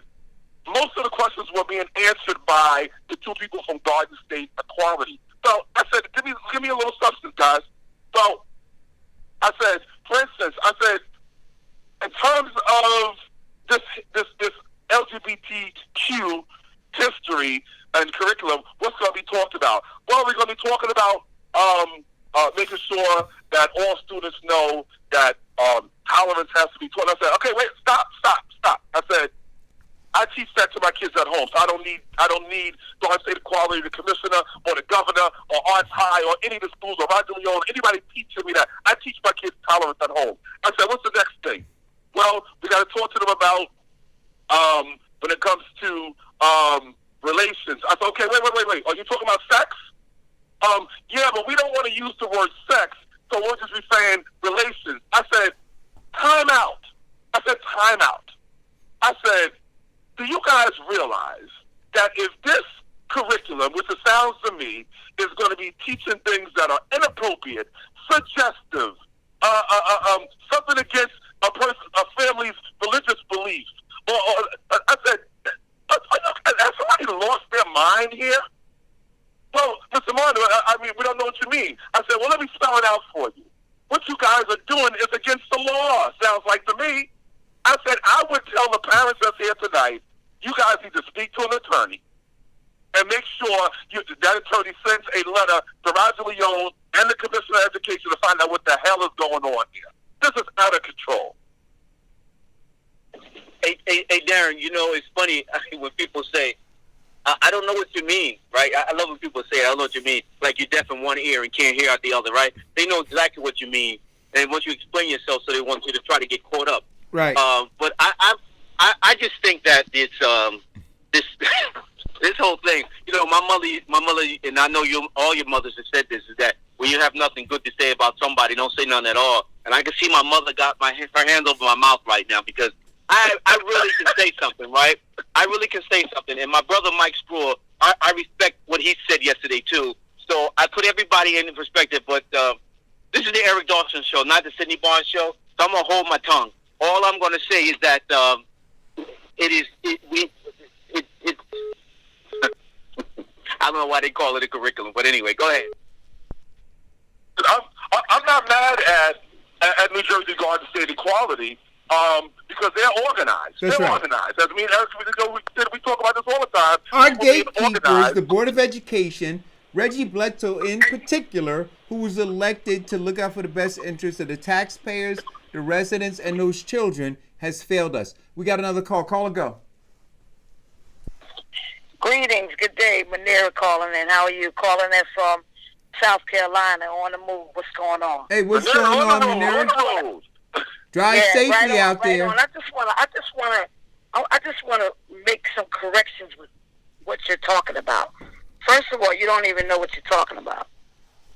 You spreading fake news you're spreading fake news. Like, you just need to go do your research and go find out what will be in the curriculum instead of spewing, something that you will have no clue what you're talking about. Okay, well, tell us Nobody what's is going to be in the trying to cover curriculum. anything. Let me speak. Because if you ain't do your investigation, you shouldn't really be talking about something you don't even know nothing about. Well, enlighten us. All right? Yeah, enlighten us, Manera. I'd love to hear it because I was there last night. Enlighten us. I want to hear it. To go do your own research and go find out the type of curriculum that they want to put in school. But we're asking you. Now, you can have, let me finish off. You said I don't know what I'm talking about, so you got to have some answers. You can have all your personal opinions about what you're talking about. Okay, so you're short on substance too, Manera. You're short on substance, Manera. You don't have to. Manera, what's in the curriculum? Tell me what's in the curriculum then. You can have. Tell me what's in the curriculum. Do you know the curriculum? Oh, okay. She doesn't know. Don't call her asking me questions. Wait a minute. Darren. Manera. You called and said, I don't know what I'm talking. You called. Okay. Manera. I asked you a question. You called and said, okay, I'm going to let you go. I asked you a question. You go ahead. Do you have a copy of the curriculum that they're proposing? Yes or no? Again, you called in and said, I don't know what I'm talking about. Yes or no? You told me I don't know what I'm talking about. Yes or no? I was at the meeting. You weren't there, Manera. Darren, you wasn't there. Darren, I know about the curriculum. The curriculum been proposed. I don't care about when it was proposed. What's in it? What's in the curriculum, Manera? That's what I'm asking you. Yes or no? How you going to call me and ask me? Because you're talking about something. You're talking about something that you're assuming that's going to. No, I'm not assuming. I sat at the meeting. I sat at the meeting and asked questions. Hold on, 1 second, What are you Darren. talking about? Darren, 1 second. Manera, Manera? You can ask. Munira, were you at the meeting? Munira, did you attend the meeting? I know about the curriculum. No. And what Well, you're then talking enlighten about. us. You know. I'm in the meeting or not. We fought for this. Okay, And so I'm one, you weren't at the meeting. 2, you can't enlighten us about the curriculum. And 3, you're gonna keep running your mouth. I've been at meetings of meetings. Okay. Well, enlighten us, Munira. And you don't even go to no meetings. Well, enlighten us, Munira. Thanks for the call. You don't even go. Thanks for the call. Answer the question. Thanks for the call. Answer the question. Thanks for the call. Okay, so Munira could not, and Darren, I'll ask you to call back. Sydney, I'll ask you to call back. Munira didn't attend the meeting. Hello, caller? Yeah, this is Darren. Yeah. Okay. See, therein lies the problem right there. Manera wasn't at the meeting. I'm at the meeting. I'm asking questions at the meeting because I'm seeking because the people that obviously if they're having a community meeting, they should be able to tell you what this curriculum is about. They couldn't tell you what it's about, and it sounds like Manera don't know what it's about either. Right. So wait a minute. So Munira was at those same meetings. She said she was working with these people. So those people couldn't give you the curriculum, right? Then Munira on the phone couldn't give you the curriculum, right? And so I got a problem with this. I got a big problem with it. I don't have an issue with a caller calling in and challenging the veracity of what's being said. But when you have nothing to offer, right, which is what just occurred. So Munira says you're spreading false information. Okay, then give us the accurate information. When you can't do that, when you're unable to do that, then I'm left with looking at the person who attended the meeting, asked the question, and didn't get the appropriate answer. Hello, caller, go. Good morning, Eric. This is Cesare. Hey, Cesare. Your phone is a little muddled. How you doing today, man? I got my AirPods in, so let me take it off the AirPods. Hold on. I appreciate that. Hello, you can hear me better? I can hear you much better. How are you? Yeah, I had the AirPods in. I'm doing good. Doing good. Can't complain. So I came to the meeting late, but I did attend the meeting last night. at Arts High School. First off, the answers to most of the questions were asked. And I wrote some of the stuff down as I was listening to your show. First off, one of the questions was, well, what's in the curriculum? Okay. That question was asked. That question was actually answered. And what the principal said is that with the curriculum, let's just say, for instance, I'm going to give an example because he gave an example. Let's just say they're talking about different mathematicians who came up with different formulas and equations and et cetera, et cetera, et cetera, whether they're white, black, or whatever. He said within that conversation, if that person identifies themselves as LGBTQ, they're going to say, well, also, this person identified themselves as LGBTQ. So that question was answered. But it was pushback from that answer. It was pushback from that. Do you remember the parent that was sitting by me? Yeah, I know her personally. No. I'm talking about the gentleman that was sitting there. That was in front of you. Yeah, I remember that. Yeah, because they didn't give him an answer for that, because his response was, and if you remember it correctly, because I got my notes in front of me too. Yeah, because his response was, "What's the point of telling somebody's sexuality?" And see, this is the problem that I have with. Hold on. This is the problem that I have with this question. The same rhetoric that's being spewed on this specific topic is the same thing that white folks were saying about African Americans. We cannot. I can't agree with that. Time out. We cannot sit up here and say, because at the end of the day, I identify myself as a male and as an African American male. Okay. That's first and foremost.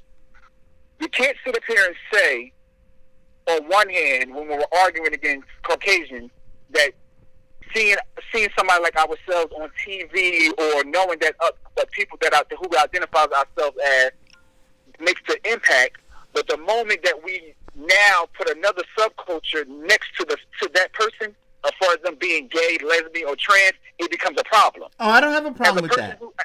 I'm not saying you. I'm just saying when the argument happens, when the conversation happens, as a person who is a male, who's black, and who identifies with the LGBTQ community, all those components means a lot to me and anybody else you look at in this world. Learning my history and seeing that Thurgood Marshall was the first black Supreme Court justice made me, as a black male who wanted to be a lawyer growing up, said that's what I want to be when I grow up. Okay.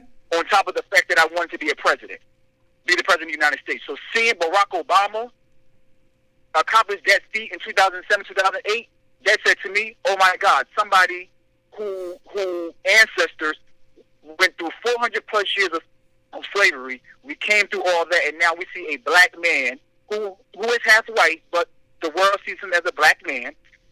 He did the impossible. Yeah, but but you know what I want to say to you before we go further, let us not confuse ourselves with Obama's lineage. Obama's not an American descendant of enslaved people. His father's Kenyan, but at the end of the day, society sees him as what? No. I just want to clear the record. I got my hat on. I know who I am. Go ahead. I'm not going to separate him. Okay, he's from Africa. His father's from Africa, Kenya, the motherland. So I'm not going to separate Black America and Africa. At the end of the day, the world society sees him as a black man, and they would see me as a black man no matter what. Okay. So seeing him said to me, "Oh my God, I just saw a black man accomplish the highest feat and became the world's most powerful man in the land." Okay. That means something. So as a person who identifies LGBTQ, and I'm just using Obama as an example. No, Obama's not part of the LGBTQ community. But then to know, for instance, let's say Obama was part of the LGBTQ community. To now say, oh my God, but he's also a part of the LGBTQ community, that then adds on another layer, saying, damn, I can be my authentic self, on top of the fact that that's community is not a oppressed subculture community, especially Black LGBTQ individuals.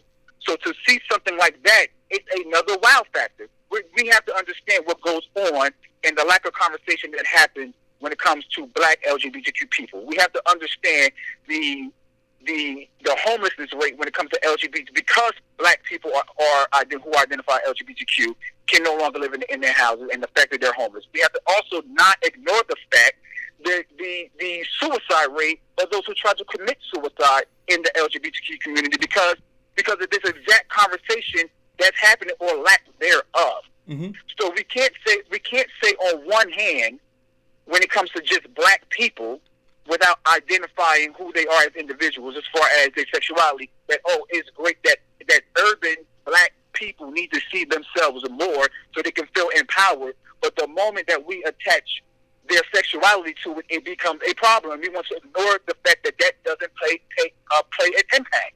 It does. Got it. It absolutely does. Okay. We got another call. Caller, go.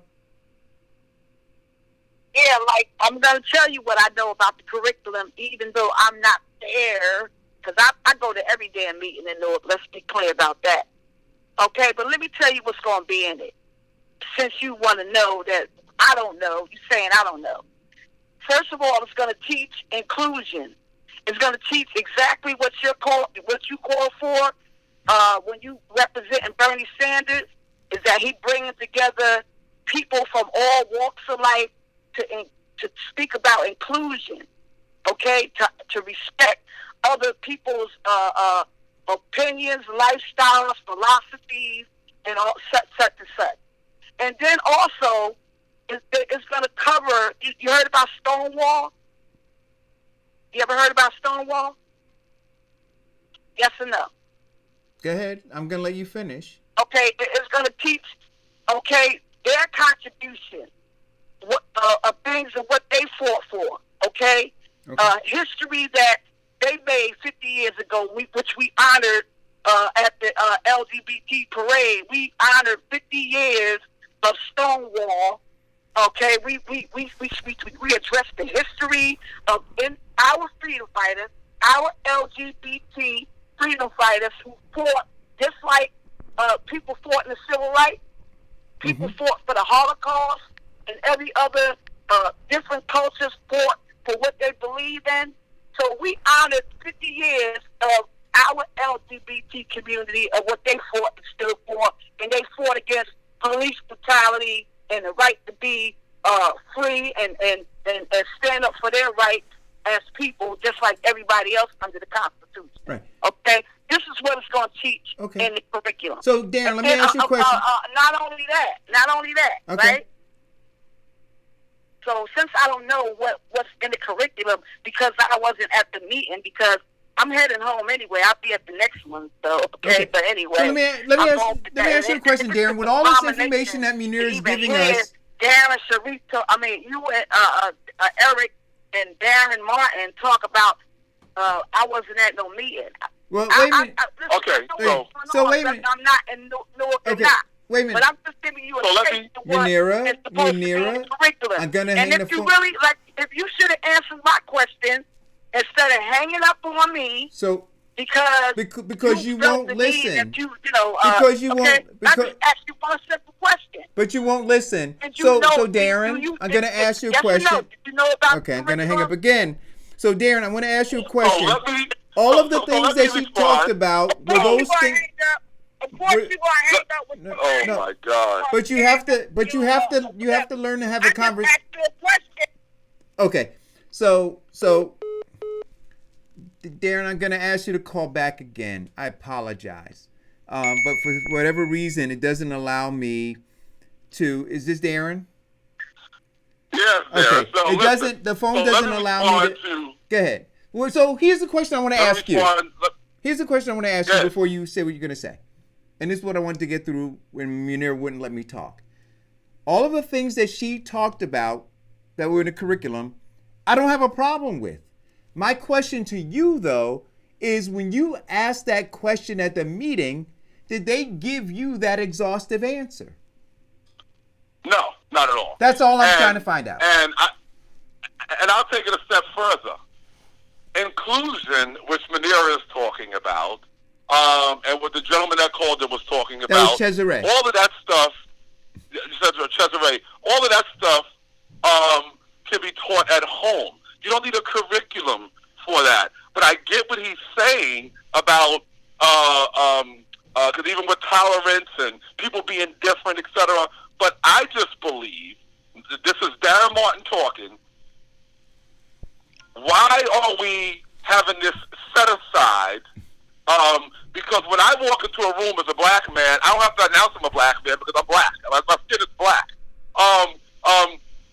Why is it even necessary to say I'm LGBTQ when it's not necessary? Let people treat you based on your humanality, who you are as a person. It has nothing to do with putting a label on yourself. And see that's why I think this is going a little too far. And now it's being tossed in the school. Now I'd love for Cesare to respond to how this whole thing even got into the schools in the first place, because I truly believe it's because of who sits on the school board, and there's some jobs going on where he's not running for re-election, so now he has a job with the commissioner, etc. See, that's my problem. If you're going to do something, let's be authentic about it, not hide behind contracts and this one getting money under the table here, this one that. Come on, man. I mean, it's just at every angle. I just believe that things are being shoved down people's throats. And funny thing is, of course, private schools are different, as they said last night at the meeting, that it's not going to happen in private schools. The Jewish community already told them they wasn't going to be teaching their kids about it anyway. But public schools, we're going to throw everything at public schools. And that's why I always, as a parent advocate, remind parents that anything you're not comfortable with your kids being taught, you have an absolute right to opt out. Because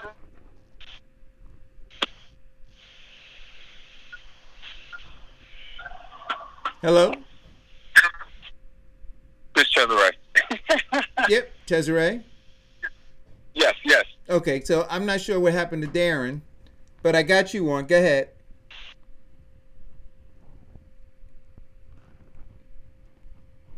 This has nothing to do with Reginald Bledsoe. The comment that was made about Reginald Bledsoe was being identified as somebody who sits on the school board, who identifies as LGBTQ, who agreed with this law, and who also fought for this law, along with other prominent LGBTQ people in this state. The reason why, at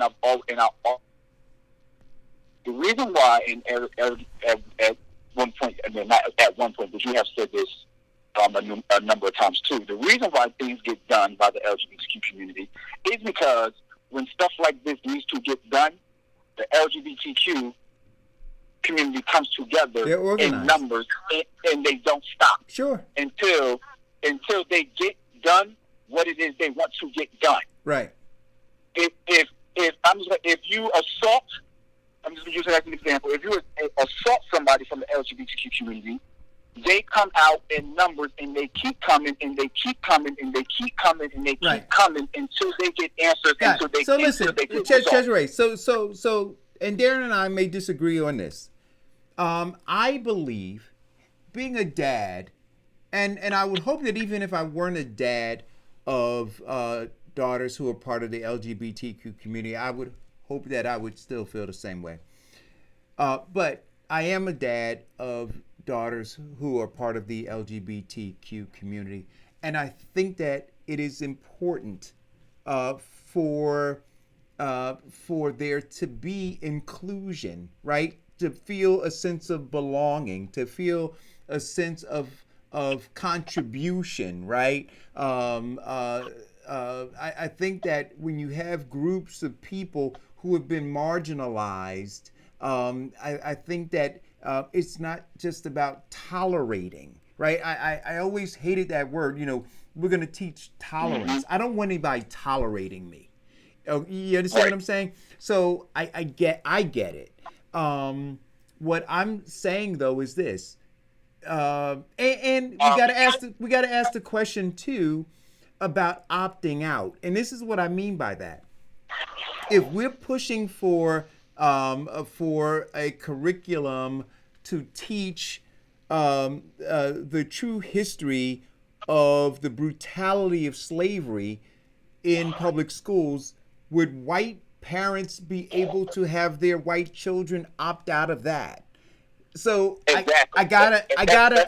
argument. You understand what I'm saying? So I'm understanding it. And but my only thing, here's my only point to this, and I said it yesterday, was we have not altered the curriculum for the most brutal thing that this country has done and still has not repaired a people for.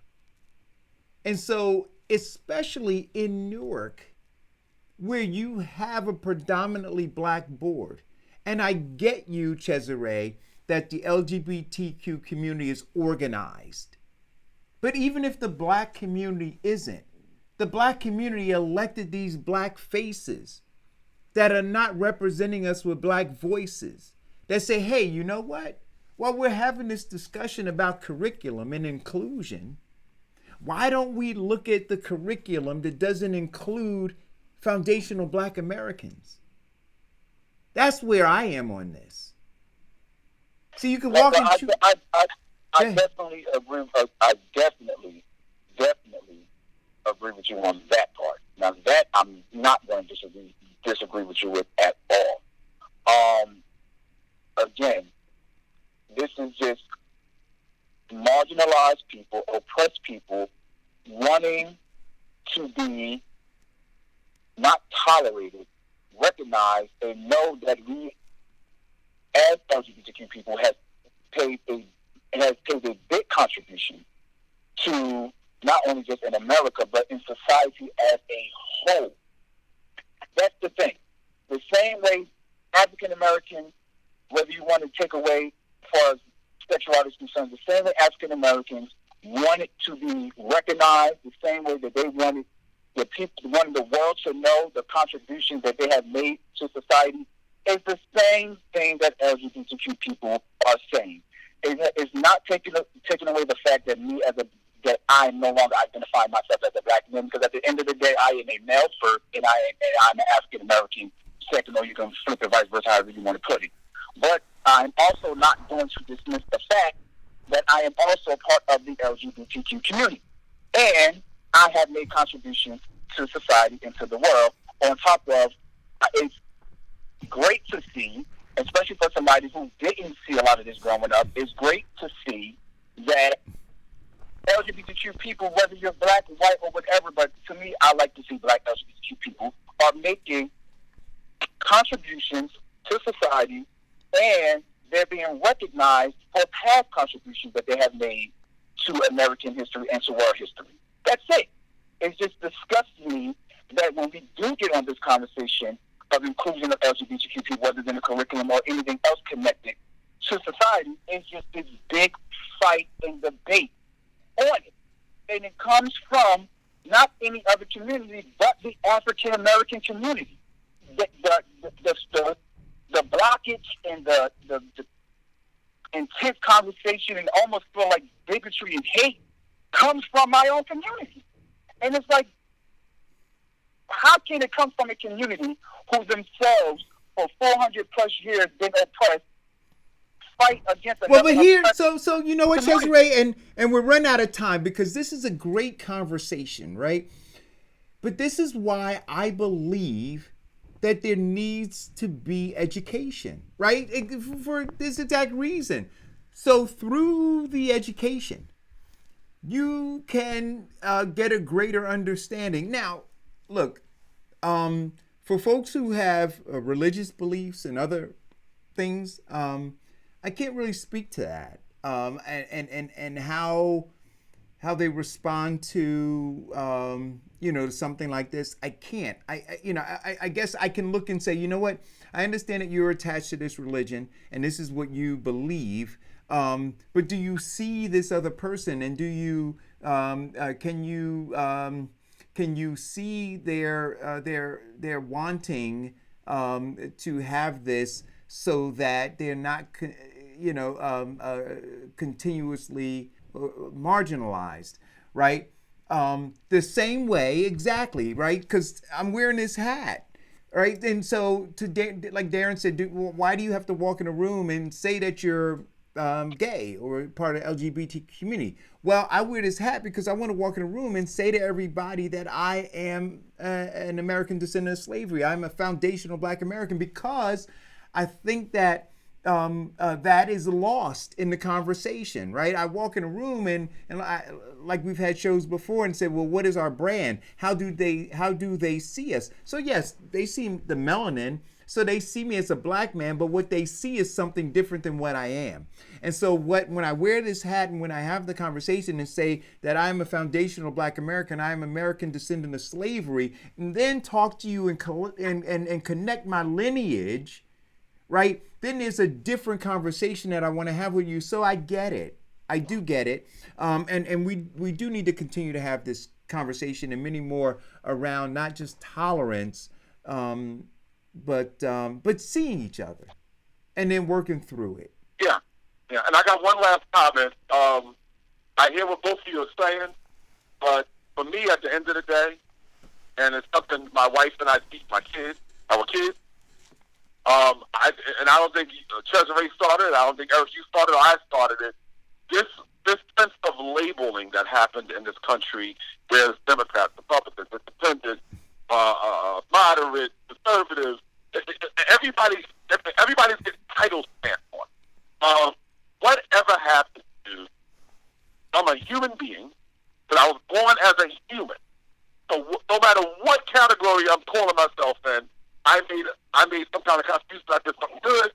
I did that, and I don't have to tell people what my label is because I'm just a human. My label is I'm a human being and a contributor to society. Yeah. But that's my. And again, none of us started this, but this labeling. I just everybody has a label now.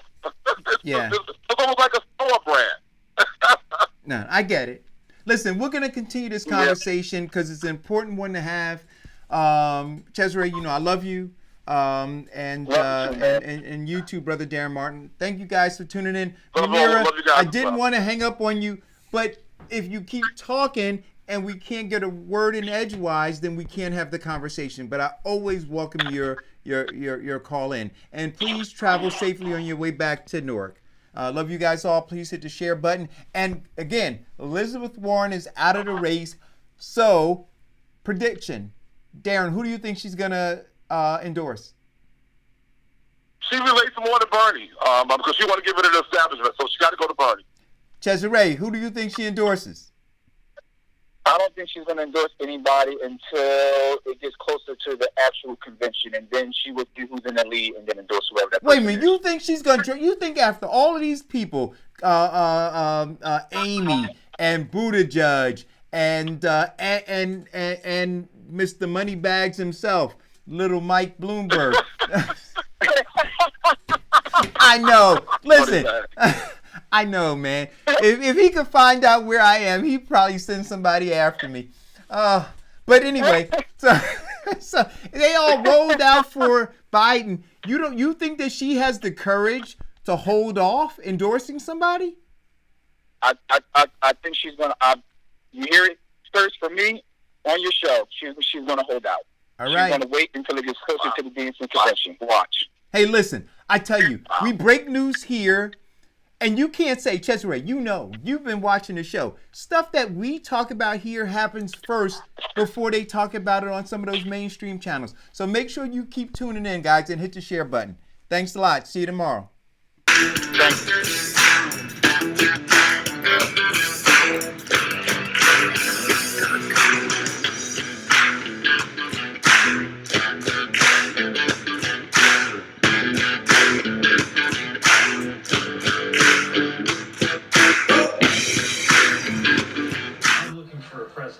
Who will draw out what is best in each of us.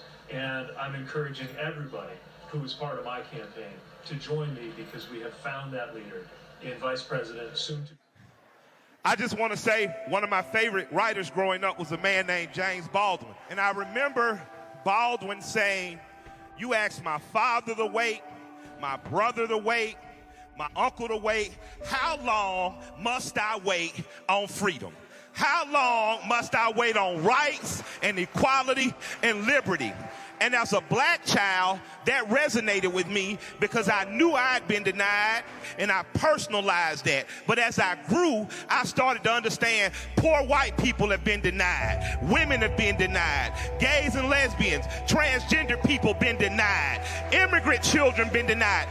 Everybody outside of that 1% has been denied. So I want you to take a few seconds to look to your left and look to your right. Look to your neighbor and say, neighbor, the time is now. There are more of us. We're stronger. We will wait no longer. The time is now. When you go to that booth next year, I need you to carry in that booth the memory of this room. Black, white, straight, gay, men, female. We are together. We are united. Our time is right now. We will not wait 4 more years. We will not wait 20 more years. We will not wait 2 more presidents. We will not wait 3 more presidents. The time is now. The time is not in the future. The time is not some abstract time. The time is not something that might be. The time ain't something that could be. The time ain't nothing that should be, that would be. It ain't tomorrow. It ain't the day after. It ain't coming next week. The time is. The time is. The time is. The time is. Senator Bernard Sanders will be the next president of the United States of America. Thank you.